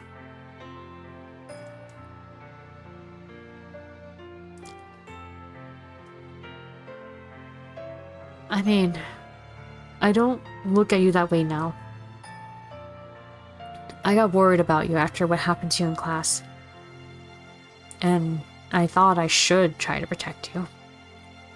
When you locked yourself in your room, though, I got afraid. I thought you were rejecting me.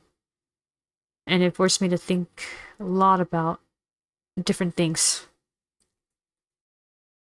I wasn't rejecting you.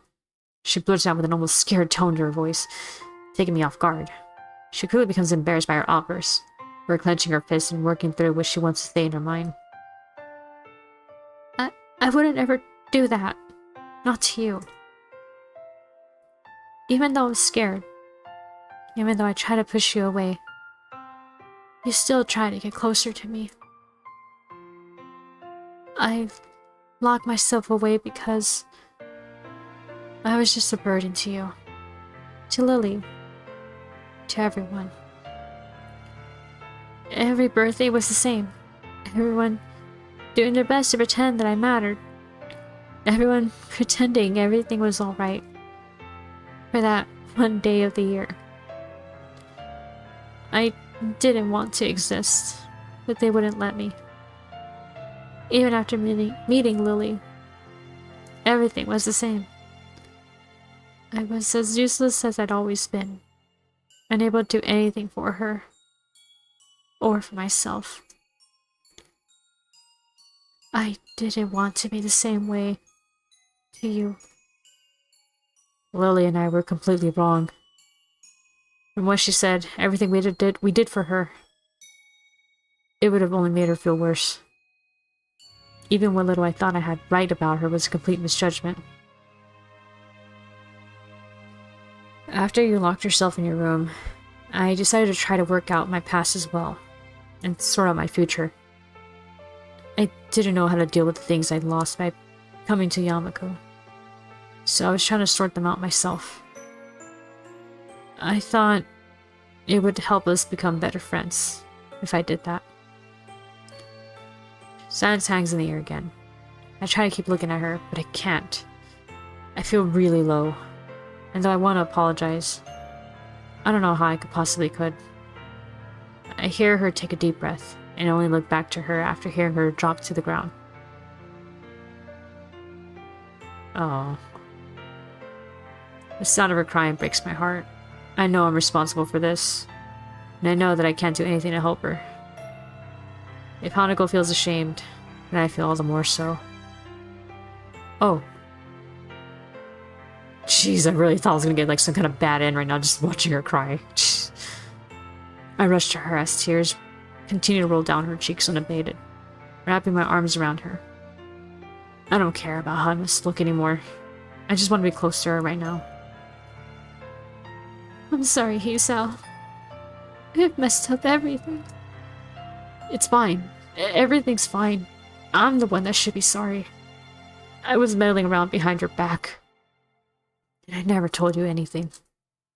I feel my grip tightening on Hanako as my vision blurs. I can't be bothered trying to hold back now. I have to force my words out as a lump begins to stick in my throat. My heart can't handle this. 12 years ago this broke me. It still hurts. Tell you the truth, Hanako. I was scared. For the first time since my heart attack, I was really scared.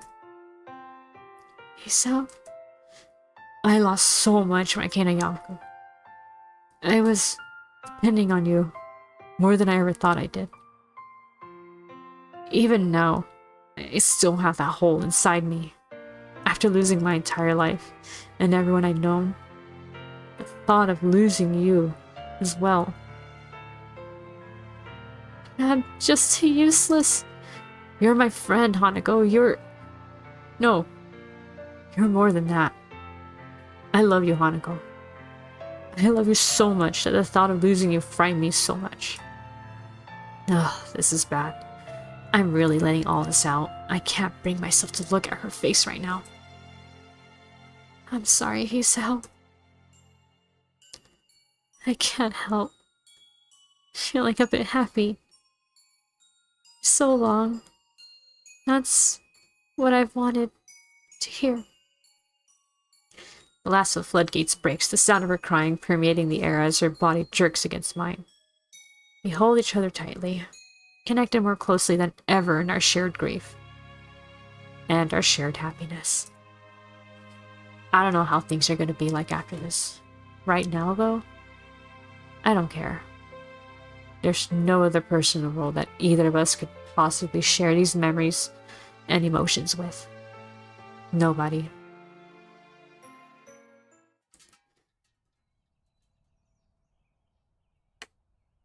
Tears come still even after more than a decade since I last saw this truly influential stuff.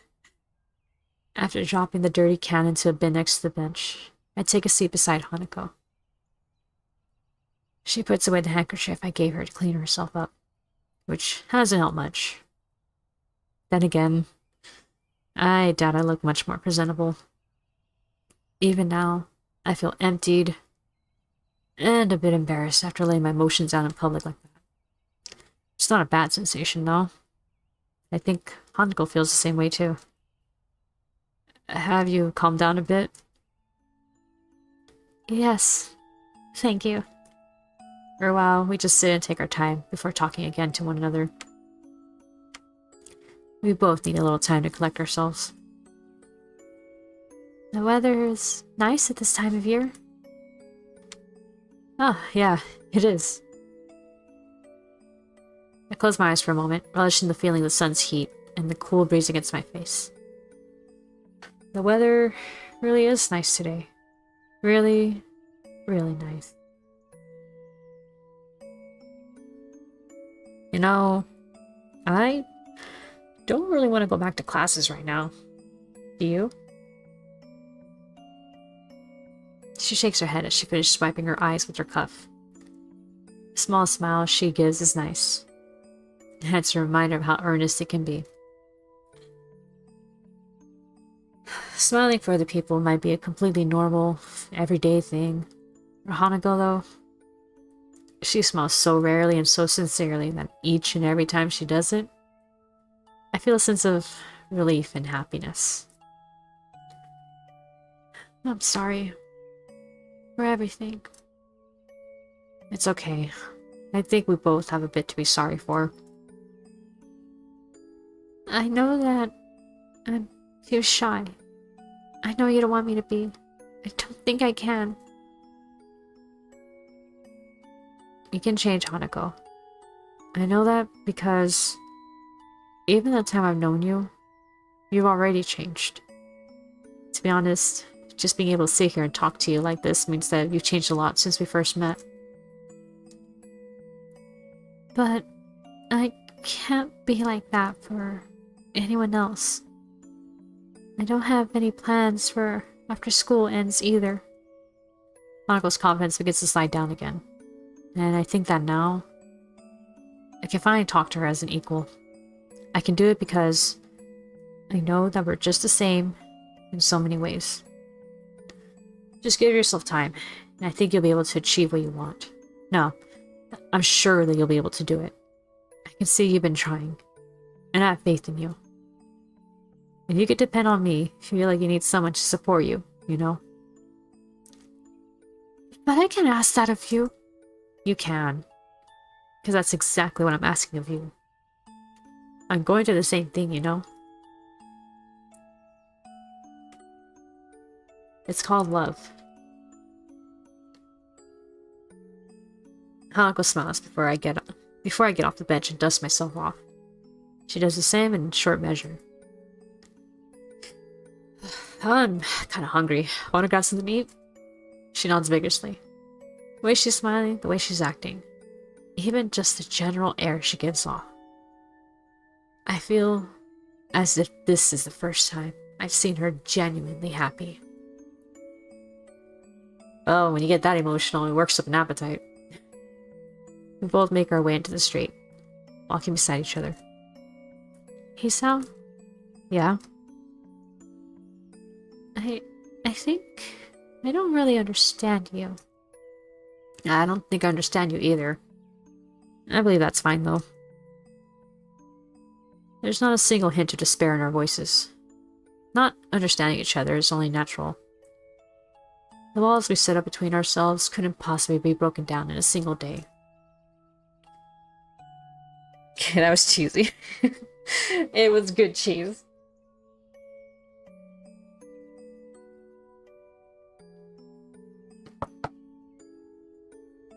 That's fine.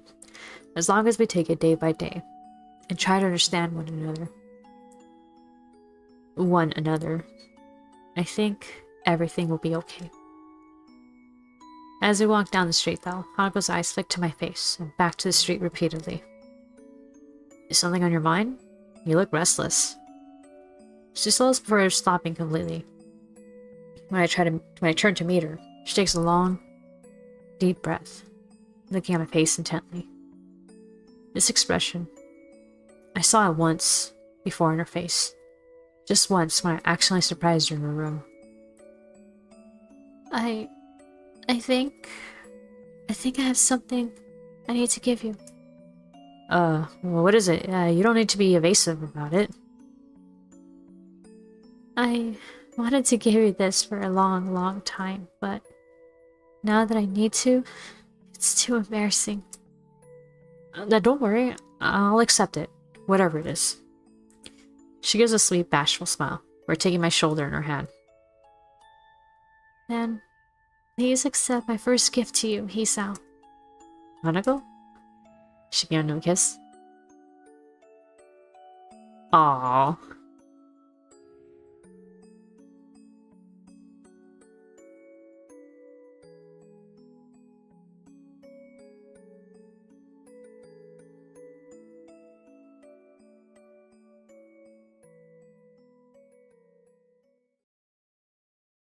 That's actually kind of interesting that we're seeing it without her scars.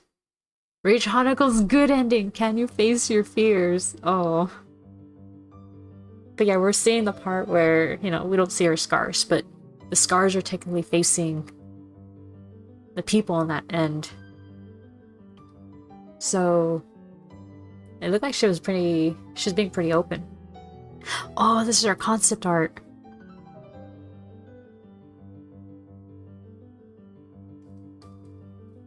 And in public, yep. Oh. That one was a little more risque.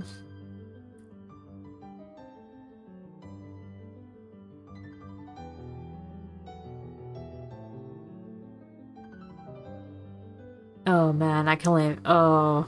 Okay, I think I know where I need to reload the game. Heck yeah, wholesome ending. Yeah. That was a good route. Yes, I mean, I'm glad I finished Hanako's route. I mean, going through it in the beginning, I already kind of felt like there was definitely emotional impact through it. So, Lord only knows that this is gonna take us to the bad end. Yep. Who's left? There's still Emmy and Reem. I am personally aiming for Emmy next. So, but right now, I've seen the bad ending for Shizune, seen the bad/neutral ending for Lilly. We're gonna do the same for the Hanako. She has 3 endings, neutral and bad. I couldn't bear the idea of... She has 3 bad endings? Okay, well, we'll trust my own judgment. I wonder what happens.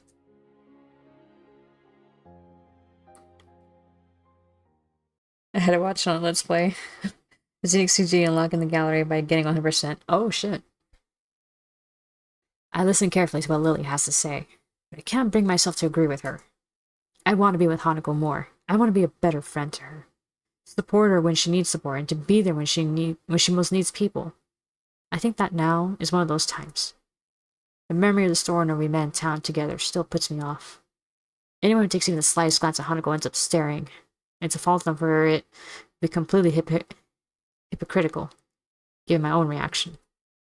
I don't like my own scar either, but at least I can cover it up with something as simple as a shirt. I can't imagine a life where every day would be spent trying to hide myself as much as possible. And on top of that, Hanako doesn't even have people around her that would support her no matter what she looks like.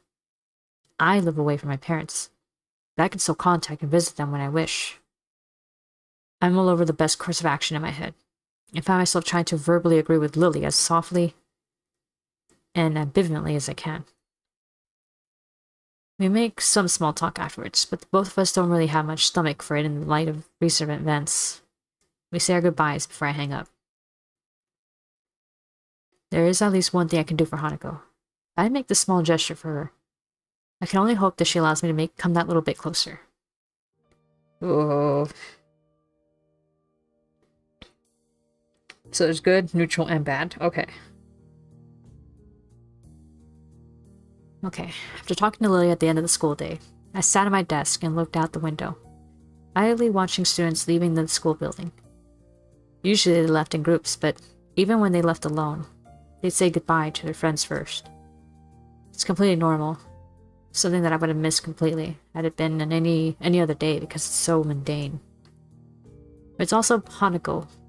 It's also something Hanako has never had in the time that I've known her. As I stand outside of Hanako's door for the second time in as many days, that fact doesn't leave my mind.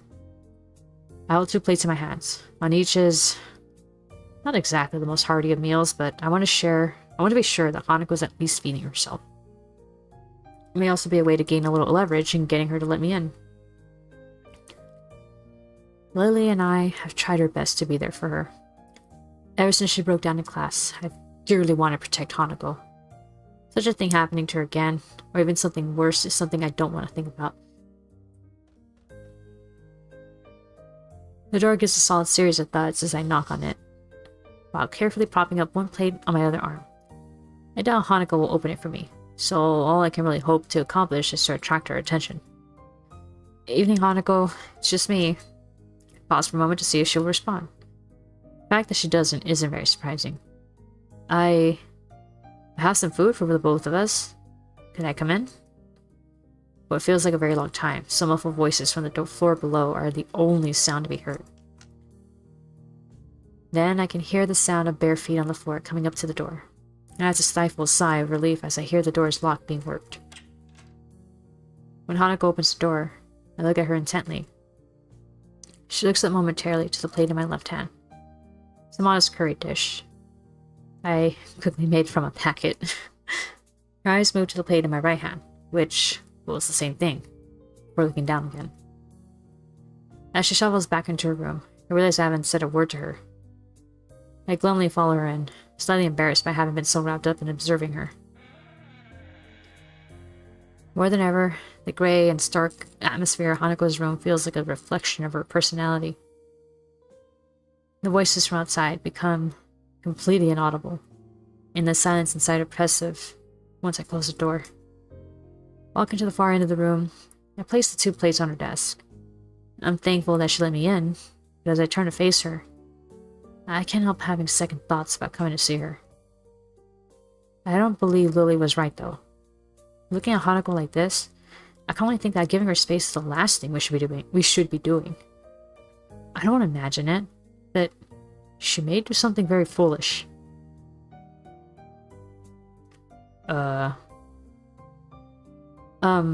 It's just an instant meal, but it should be filling. I take a plate in my hand, offering it to her. She wordlessly takes it and sits on the side of her bed. I take a seat in her chair. The familiar sound of eating rings in the room as I dig in with the forks that were stuck into the rice. This feels like also a call to the other part of the route where you give her space and she brings you food. This is the moment where I got my first legit game over. Oh no, this is it? The curry itself tastes okay. I don't expect much more from a packet whose brand I didn't recognize, so it not being horrible is at least something. Eating takes the edge off the fact that she isn't talking. Neither of us really likes to talk while we're eating, and this reminds me of the lunch times we so often spent together. And it's kind of nice, eating together like this.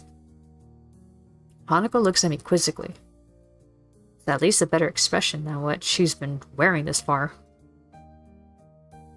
We became friends mainly over shared lunch breaks, so it's nice to go back to those times a bit. She hesitates for a couple of seconds, and I find myself grimacing. Did I say something wrong? Eventually she smiles and nods. I would normally be very encouraged by this, but her smile looks strange. I can't quite put my finger on why.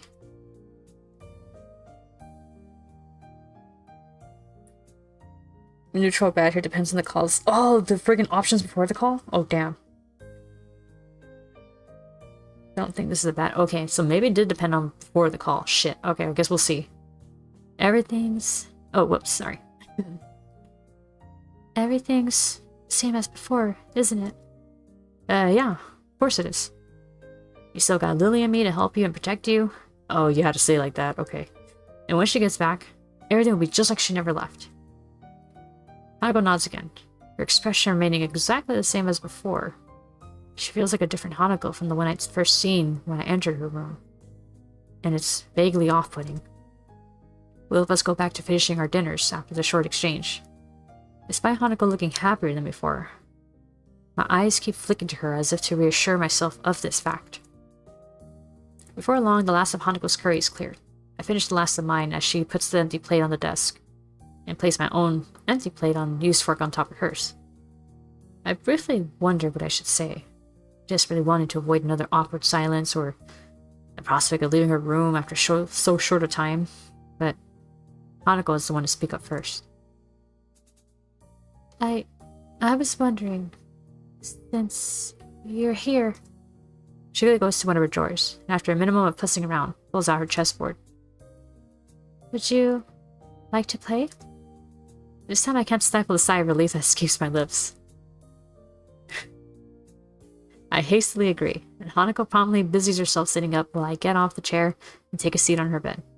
Maybe this is a neutral ending? Once again, Hanako is willing to let me into her world. A so simple gesture, as a game shared between us. I guess I was just winding myself up for no reason.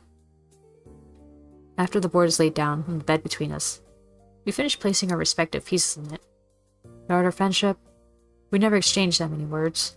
When we're like this, though, I see that perhaps we never really needed to. Just a simple book, or board, or meal between us is enough to bridge that distance. I make the first move, just as I've always done. This is the way our friendship was, and this is the way it will probably always be. Something definitely feels different about her, though, and I can't quite grasp what it is. I look at Hanako intently, and I can't work out anything from her expression. As physically close as we may be, it feels like we're further apart than ever. Hanako's a fragile person, though, and I would never want to hurt her. That was also the way things always were, and the way things between us will probably always be. Not sure if I like the way this is worded. Oh. That's the neutral ending? Cut petals? I thought, yeah, the way that ended, the way it will always be. That, okay. So this one's basically assuring that you are just friends.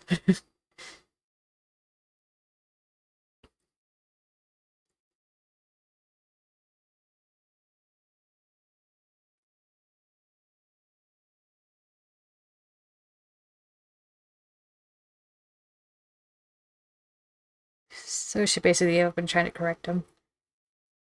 Yeah, probably.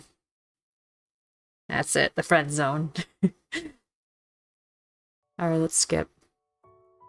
So I wonder how far back we should go. Or is it beginning of the end?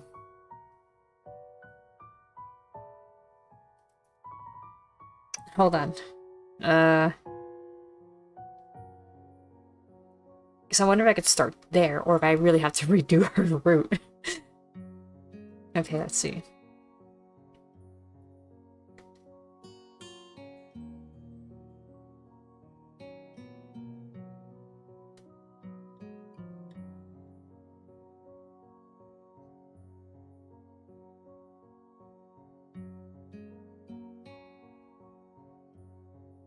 No, not cyberpunk. I need freaking Katawa Shoujo.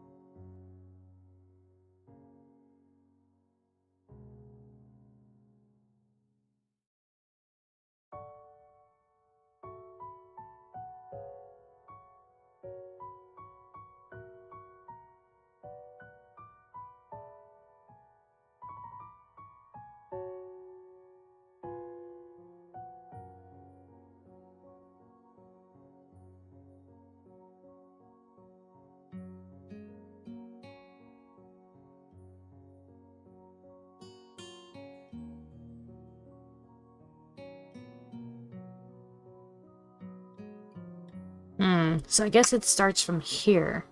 Beginning of the end. It's a good thing I saved this part at this point. Cannot go into town. Okay, don't go to town. Okay. So I was right. Okay, so this was a good point to save. Oh my god, thank god I did not overwrite it. Alright, how about we call it a day? I don't know about you, but I think I'm going to try and take a nap. My head is killing me. Judging by Hanako's instant relief, I can only assume that I guessed right. I don't think she wants to be out and about. Wordlessly, she turns and heads back to the school gate. Oh. We walk all the way back to the dorms together, stopping awkwardly at the spot where we need to part. Well then, goodbye. Do you want to have some tea or something later? How about a game? Hanako shakes her head embarrassedly. I'm tired. Maybe tomorrow? I've got homework. Suppose she would have a bit of schoolwork to catch up on. She's missed a few days of lessons after all. Homework. Thanks for reminding me. Guess. Wait, isn't this like what I read before?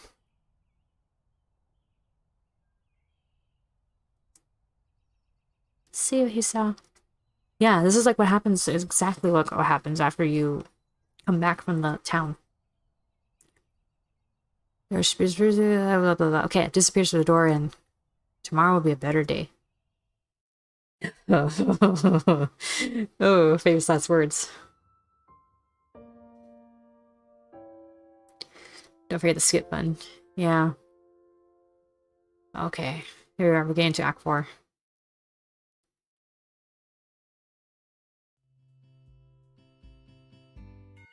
Okay. It should stop at a point where it's new information or new content.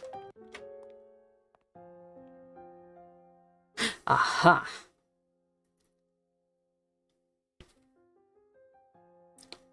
Why am I getting bad vibes? They are bad indeed. Listen, we got a good ending, neutral ending. We're going for the bad one. Okay, just going to make sure I get this right.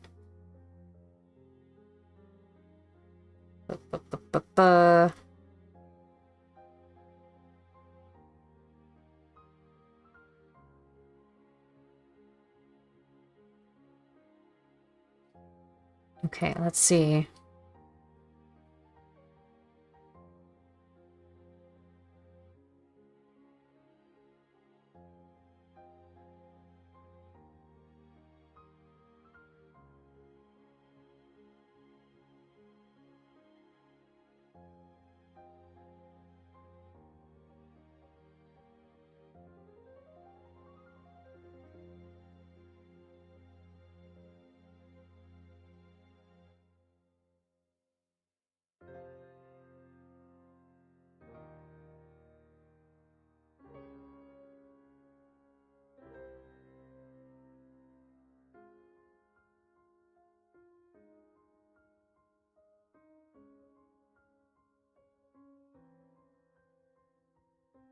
Oh, okay. Alright.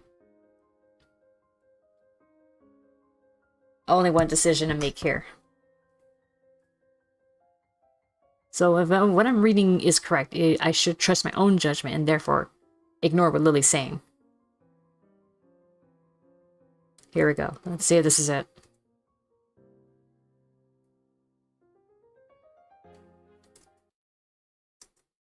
Hanako's a delicate person at the best of times. Oh. I was pressing the tab button to skip, but it did not skip, so this is new. Hanako is a delicate person at the best of times, and after what happened when her birthday was brought up, I think this is the very last situation where we should be leaving her alone if she's deliberately secluding herself. Feels like Lilly has a very definite image of how best to deal with Hanako in her mind, though. Oh shit. This already feels different. Oh man. Not just now, but in all the time that I've known the two. I'm all over the best course of action in my head, and I find myself trying to verbally agree with Lilly. Softly, okay, So, okay, this is the same. Can't, nope. Say our goodbyes before I hang up. Okay. Oh, that's why it's not letting me tab out. Okay. I want to talk to Hanako myself, to help her as best I can. The best thing for her right now would be to have someone close to her, not to be left alone.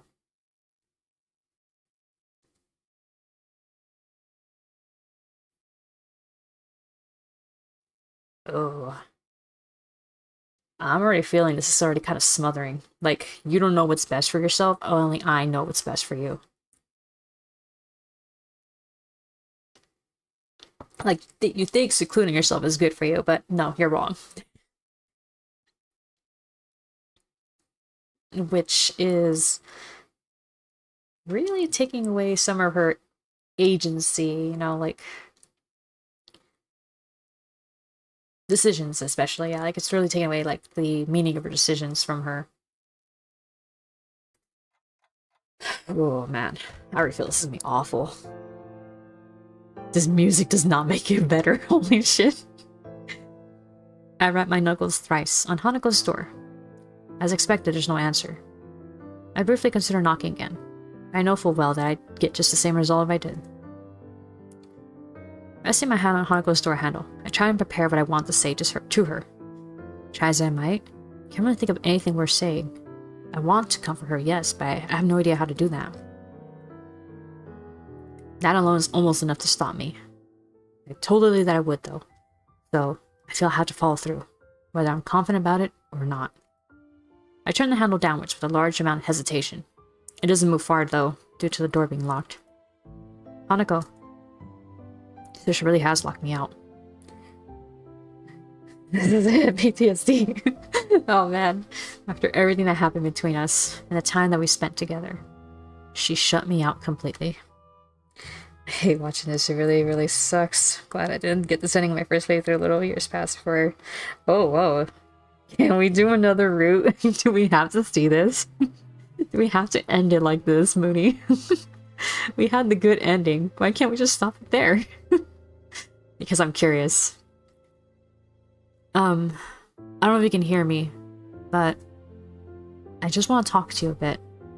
If you can hear me, could you unlock the door? I wait in silence. Minutes pass, but eventually I hear footsteps coming to the door, and the lock being worked. At least she's willing to hear me out. That's one good thing. I don't really know what to say, but I just wanted to see you. I want to make sure you're alright.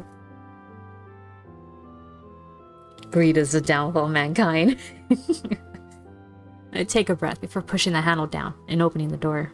If she unlocked it without raising any protest, it should be fine for me to go in. Maybe I should have asked.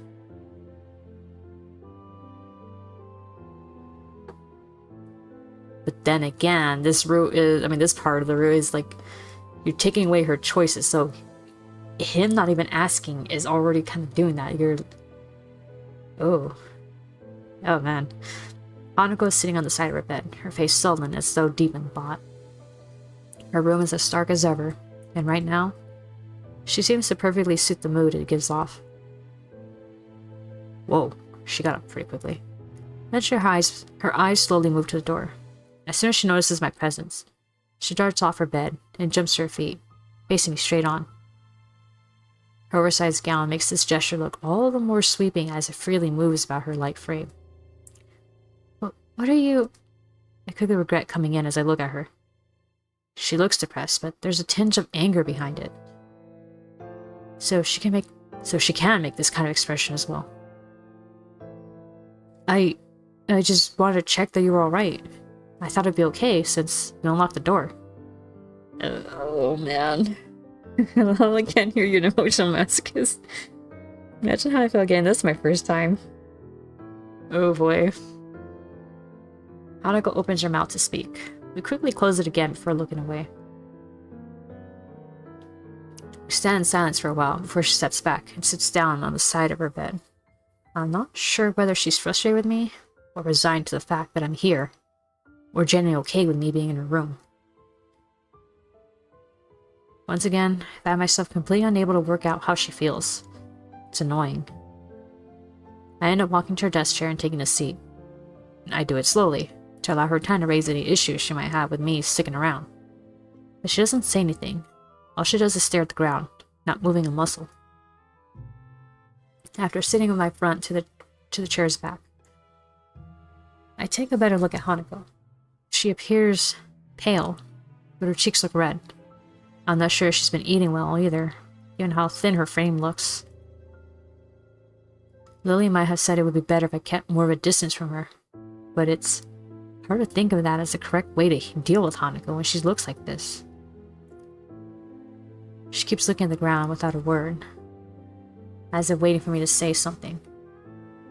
It's entirely reasonable, since I'm the one who came into her room. Want to go out somewhere? Going down the hill to town might be a bit much, but we could at least go for a walk outside. Why do you want to do that? I was just thinking that it might help you a bit. You spend so much time inside, your skin's going to be as pale as Lily's before long. I snort in amusement, expecting Hanako to do the same. But she gives no reaction. She goes back to looking at the ground.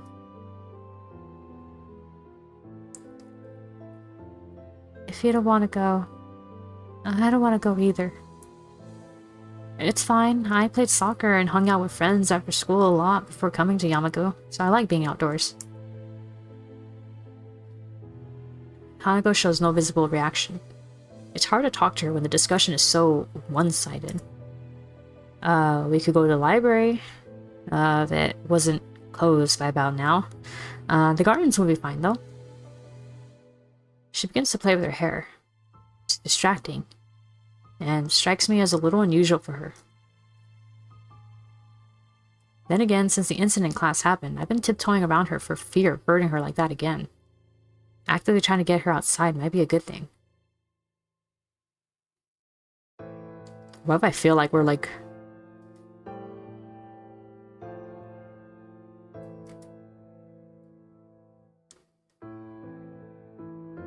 I don't know, like...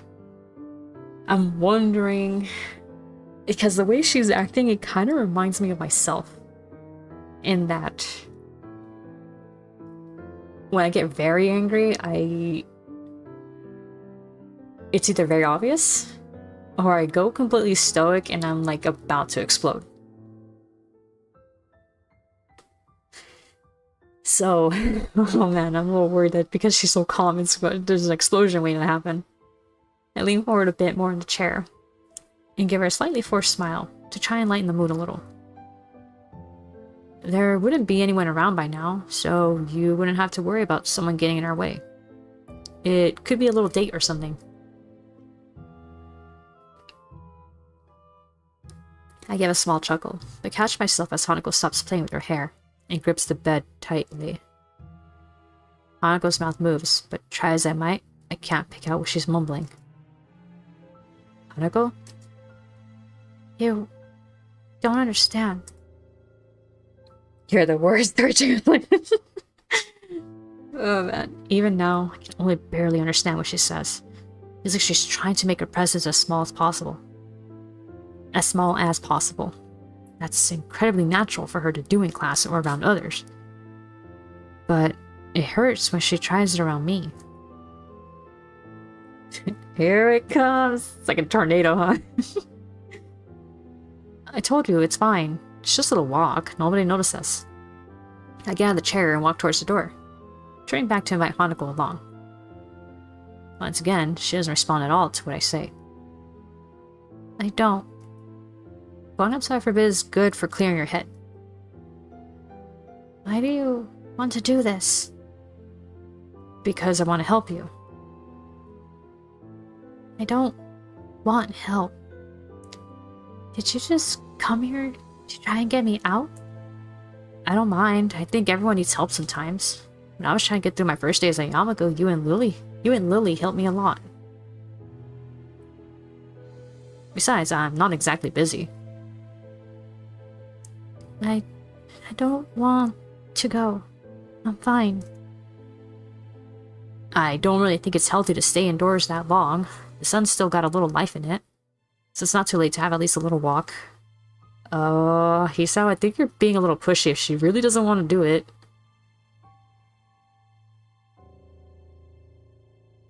Oh man, I'm like almost being reminded of my mom or dad. Like, come on, get up, and I go, and it's like, no, I don't want to go anywhere.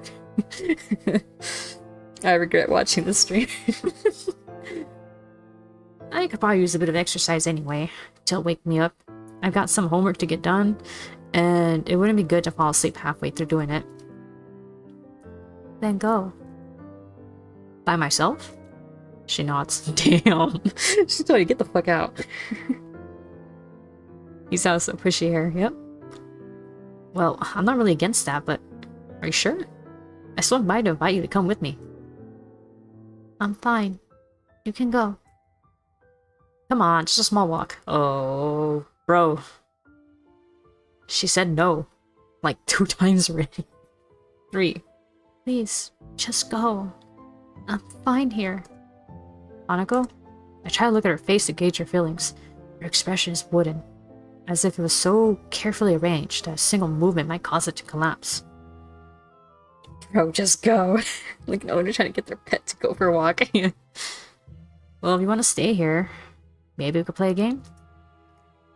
Just leave, please. I don't want to do anything right now. She ain't feeling it, man. Surely there's something you want to do. It must be boring sitting here in your room alone. I want you to go. Come on, you don't have to be like that. I just want to spend some time with you. Lilly and I are worried, so... You talked to her? Yeah. We were on the phone just a little while ago. We're both really worried about you. Katawa turned this into a horror novel. He's not doing his best. She's doing an impression. He's not listening, and all he wants to do is play games. Oh.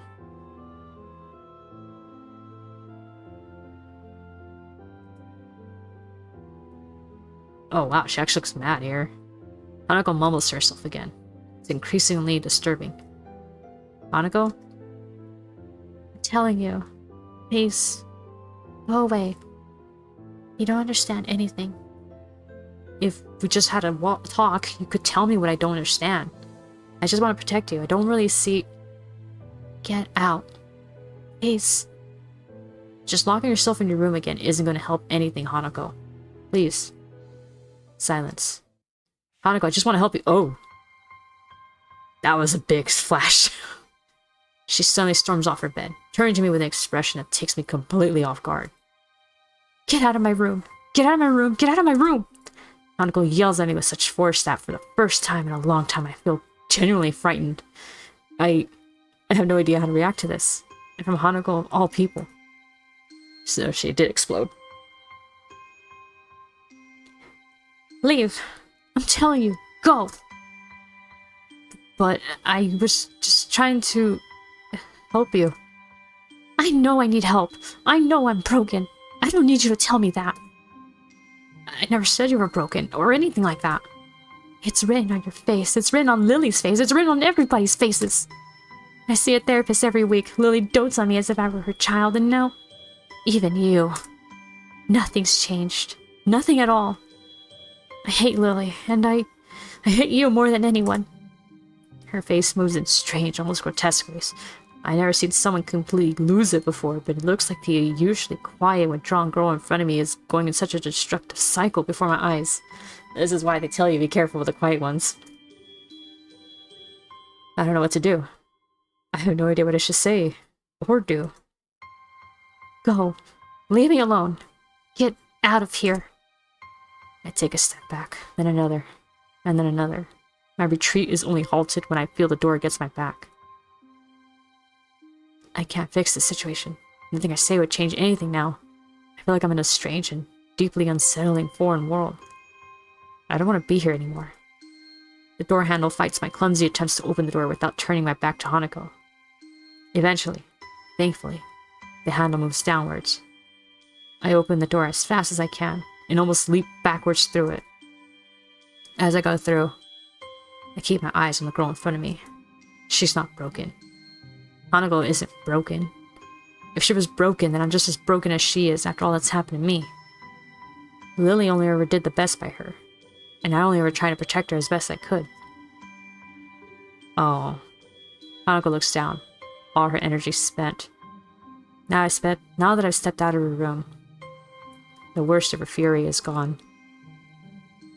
But even now, I can't bring myself to argue with her. It's not just a deep shock at what she said. It feels like something else is stopping me. Something deep that makes me feel physically sick. Without a word, I slowly shut the door. The creak of the old hinges sounds almost deafening.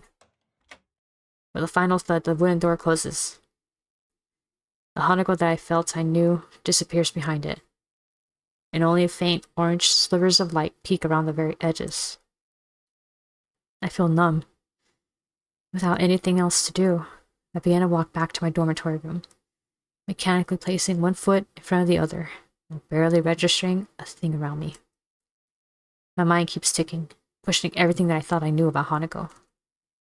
But one thing is not questioned. That shutting that door brought a close to more than that single visit. Wow. Misstep. Reach Hanako's bad ending. To be fair, Hisao, you're asking for it. You're asking for it by being that pushy. She said no a bunch of times, and you still kept pushing.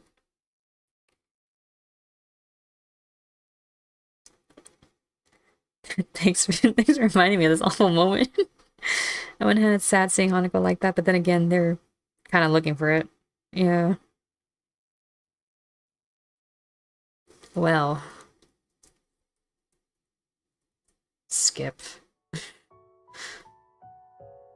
Well, that's Hanako's route, everyone. We did it.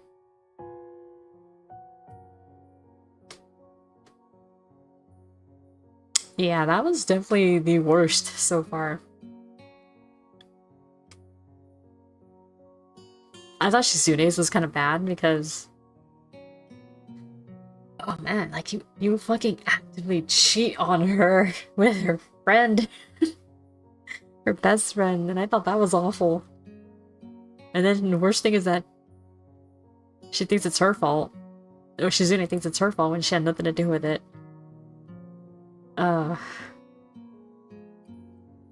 But that one, man. That one took the cake. Kind of like... Hisao basically did what he didn't want others to do to him.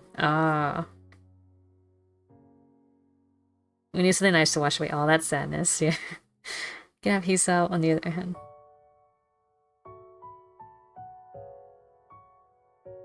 She literally snaps and murders you. God damn. That is intense.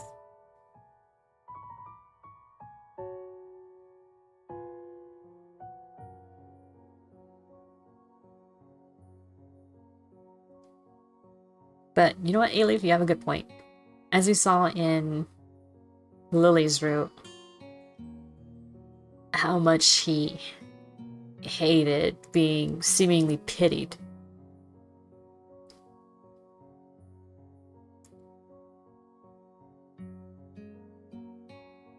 And then how much he hated, like, just having Lilly worry about him.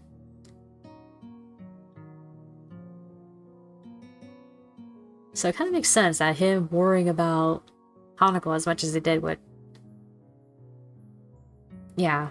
He did exactly the thing that he hated. Alright, well.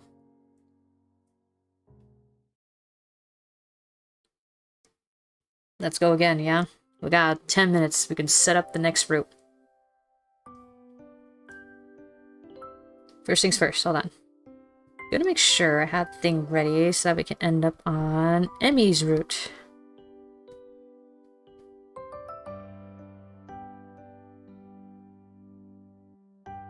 Alright. Skip.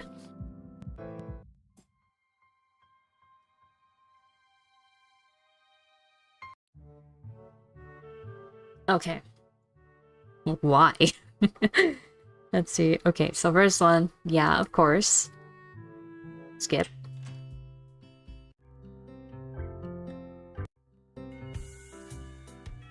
Let's see. I think I got everything I need to know.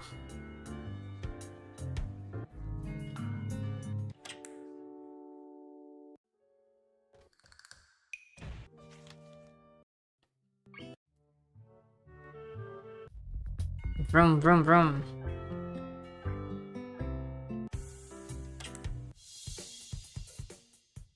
Alright, she has a point. Attack aggressively. Here's the next point. Alright.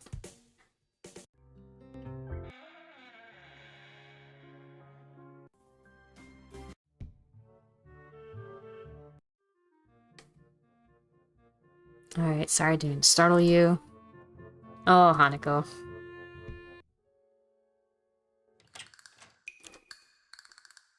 Alright, she was cute.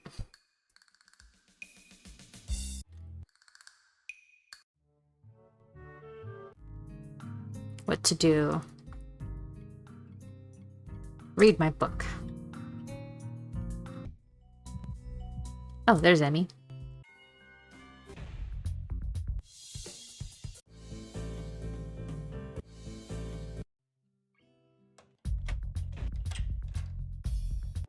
Oh, Rin, yeah. Okay, so let's see. Yes.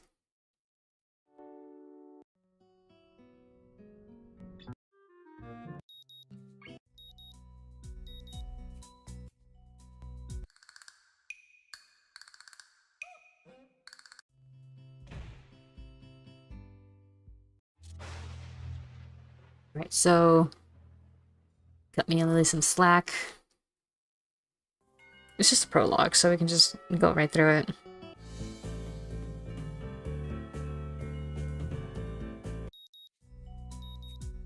Okay, this is new.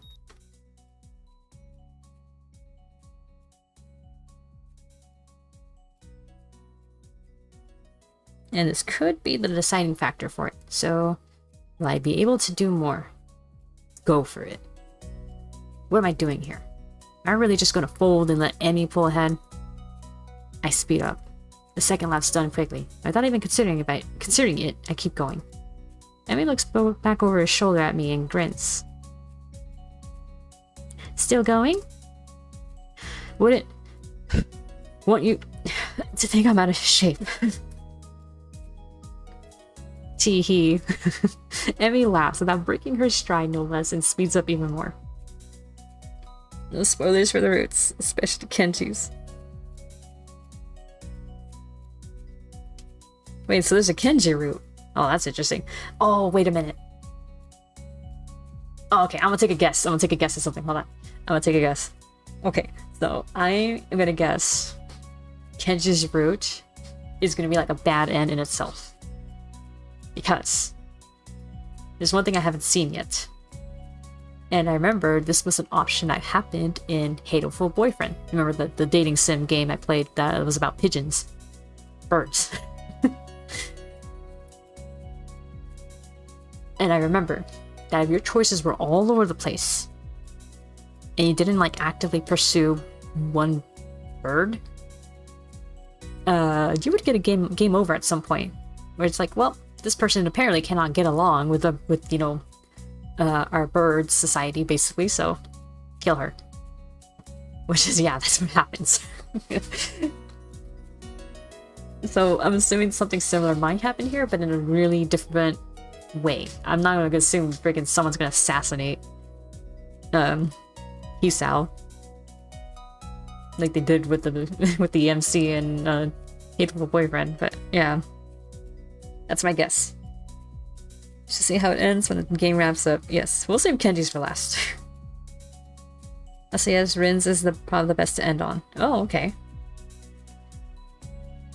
Well, if this is the way we're going to play things, I increase my own pace as well.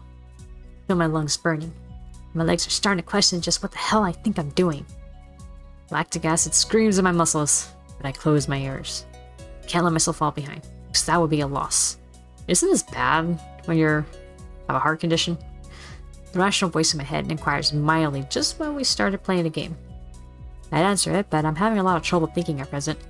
She's so fast. How the hell does she keep— oh, there it is. Right. It's like a string pulling on my chest. A choking feeling of narrowness and pain. Before I could think of anything else then, oh shit, the track disappears from under my feet. I stumble one hand shooting down the clutch in my chest, sorry. The other hitting the track to keep me from falling on my face. Amy whirls around and her eyes widen. Hisao! She yells at me, sprinting from the other side of the track. What's wrong? Nothing. Just keep your breathing steady. Calm down. Don't panic. Don't panic. Did Amy get the nurse? Close my eyes, shutting out the outside world.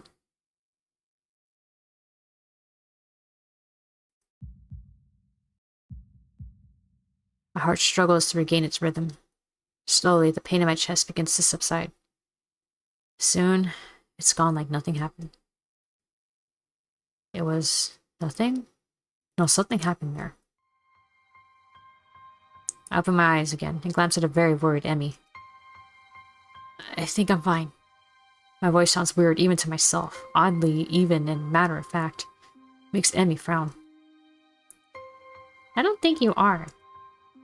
She seems to come to a decision and nods to herself. Right, you're coming with me. You've got to see the nurse.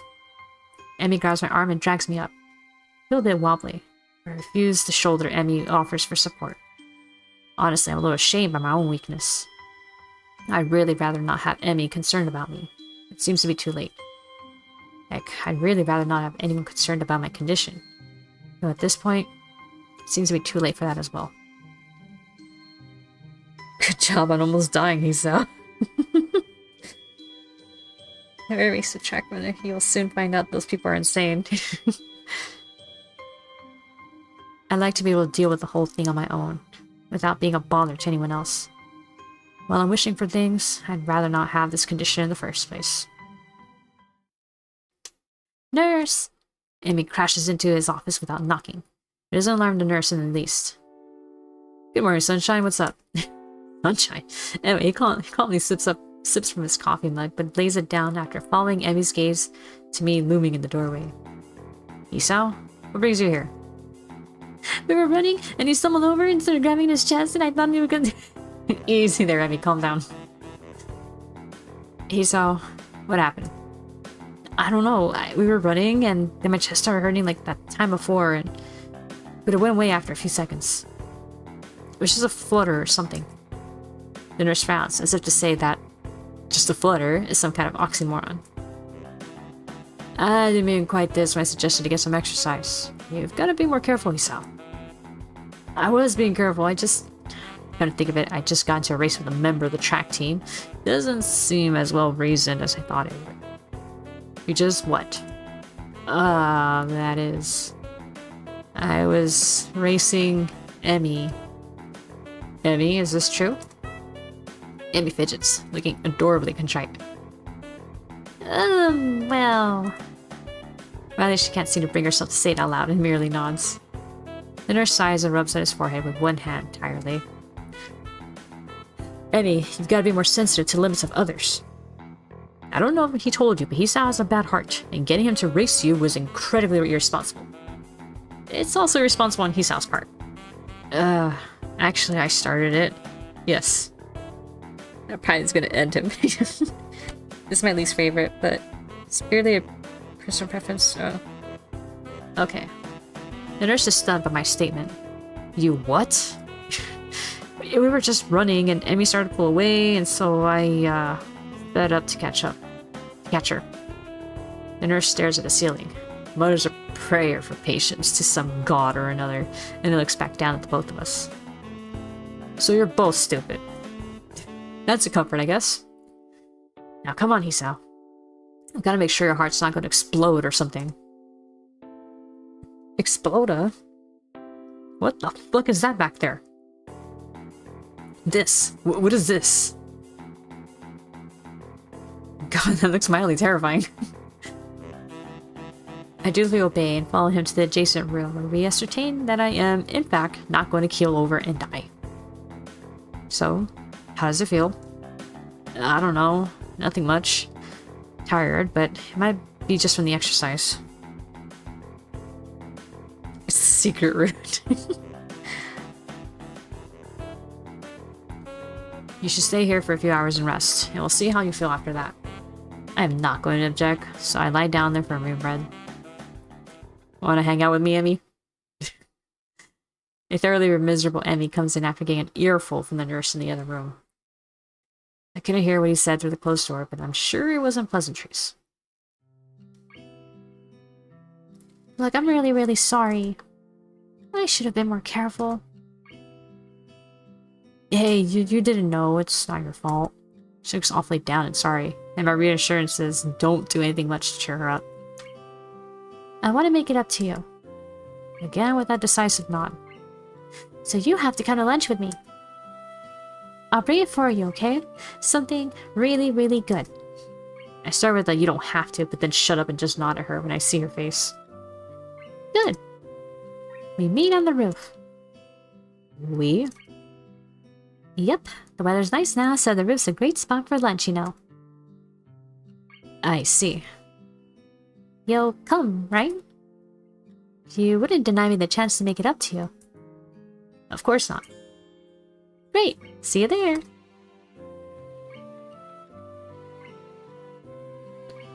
I'm trying to remember how I did Sayori's voice in Doki Doki Literature Club. Because I feel like it's very fitting for her. I stay afloat somewhere between asleep and awake, feeling completely drained. Not only my body, but all of me is limp and paralyzed apart from my senses. Oh no, limp noodle. I swallow with difficulty, and then try to lie as still as I can, which in this state is not a very hard thing to do. The nurse is shuffling around the other side of the curtains he drew to give me privacy.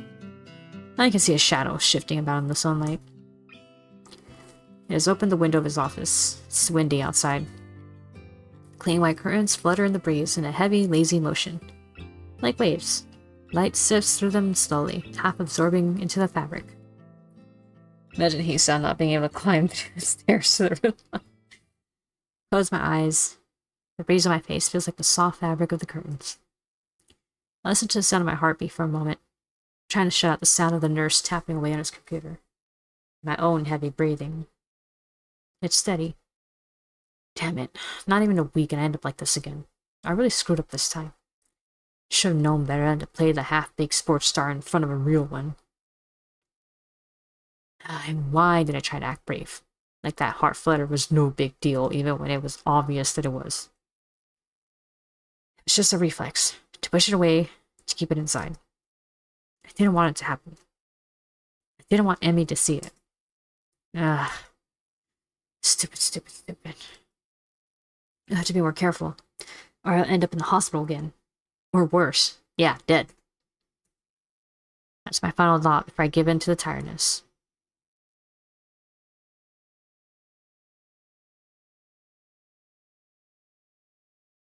I fell asleep.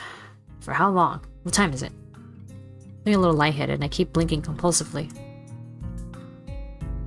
Pushing the curtain aside, I squint my eyes outside. Squint my eyes against the unfiltered light pouring in from the window. The texture of the canvas feels nothing like the wind did before. The nurse looks up from his work, sitting exactly where he was before. How are you feeling? I can't really tell, so I don't answer anything. I'm feeling kind of groggy from falling asleep at such a weird time. Hopefully I don't look too weird. What time is it? Me croaking the question to gain some orientation. The nurse looking at his wristwatch before answering. Things seem to happen in slow motion. 10:15. Try to think for a moment what that means, but I'm not really sure. You didn't answer my question, Hisao. Oh, fine.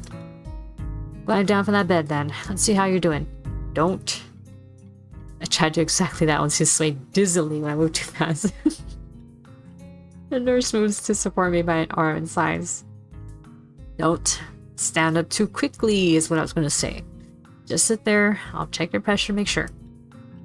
My good intentions sure lasted for a long time. I shut up, embarrassed with myself, while the nurse gets busy with an old-fashioned contraption in my arm. After a couple of minutes, he puts it away, looking neither pleased nor unhappy. You're alright. Head stop spinning? Yeah. Good. And how are the contents doing? You didn't show very good judgment out there, Hisao. Swallow the retort I was gonna make. It's what I was thinking myself, but hearing it stated by somebody else makes me want to protest. What he's saying is not pleasant to hear. It doesn't make him any less right. I hate when that happens. Oh yeah, when you stand up too quickly and you get dizzy. No, sir. He nods, still looking as neutral as he was before. It'd be easy to be angry at him if he said, "Told you so," or something, but he doesn't. I could try and help you to keep your health, but ultimately the last call lies with you. Hopefully this little episode will be something that'll remind you of that. Here, a note for your teacher. To avoid an interrogation. I take the slip of paper he's offering, and then make my leave as I can't think of anything else to say, nor even really want to. Stay out of trouble, could you hear me? I don't think it was anything but a scare, but next time could be different. I hear you. There's some way to get to the school building straight from the auxiliary building. But I'm not keen to find out and possibly get lost. So I go out from the exit that I know works.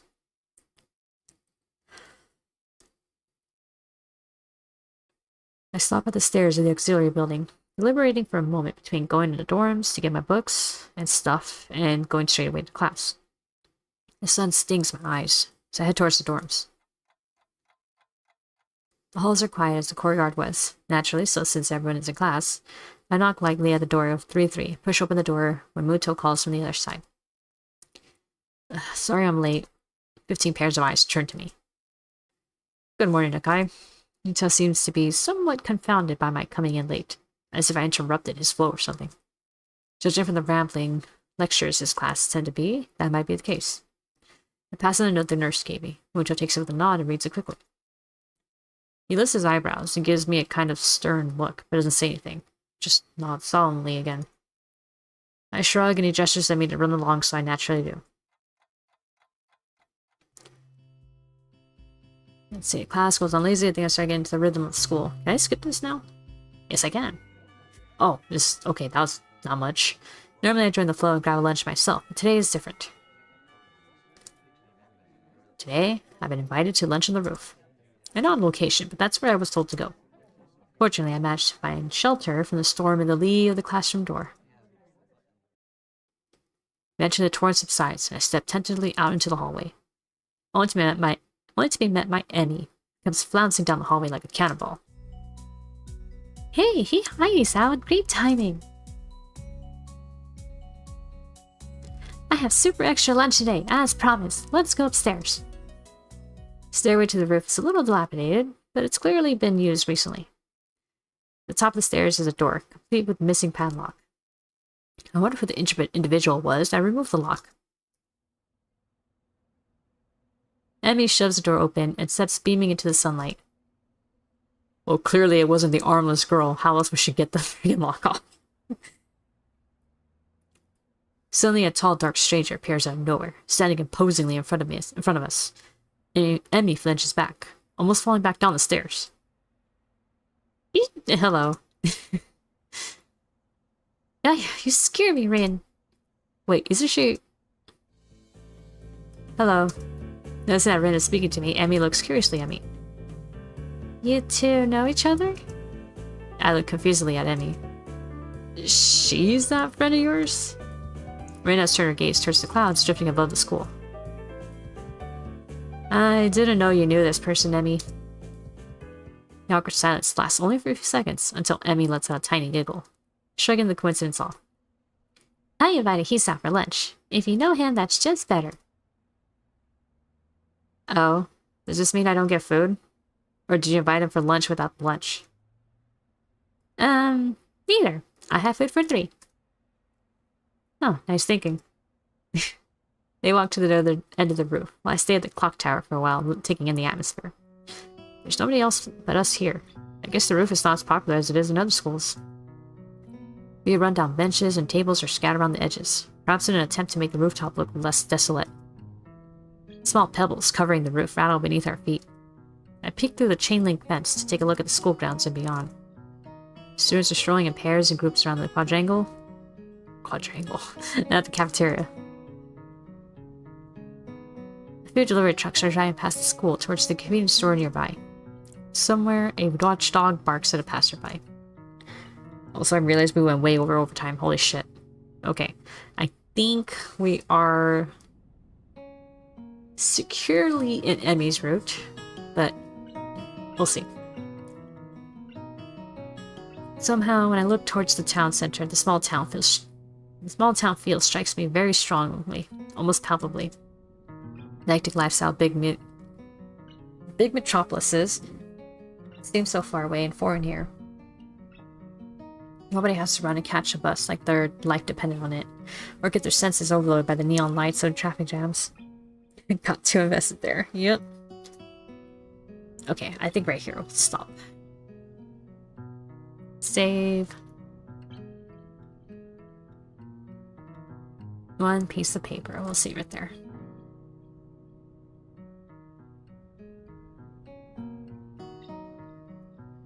Okay. Oh, that's sad, Hanako. Alright. Okay, we'll stop there. Also, I should have just left it on the main menu. And we got you, trust me. Okay. Once you go for the run, you're pretty much locked in. Oh, okay, okay, nice. So I am secure in her route now. We can just stop there. Okay. All right. Great stream with all the emotional turmoil that came with it. Worth it though. That was definitely worth it. I'm glad I got to see all kinds of Hanako's route, and so far, I can say like that was probably one of the worst routes. No, no, not the worst. No, sorry, not like that. The worst bad end route. Like that bad end was oof. That was bad. Like I thought I could handle it, and it's like everything escalated. I was like, whoa, okay, this makes me feel like an asshole for sure. Like a nice brief late night cry. Yeah. Alright, I was gonna hate the ending as much as I thought. Yes, thanks for the trauma. You're welcome. Alright. Alright, guys. So, I had to watch some kittens playing. Yeah. Don't worry. Now we're gonna start a new route. We're just gonna see how this one's gonna hurt us.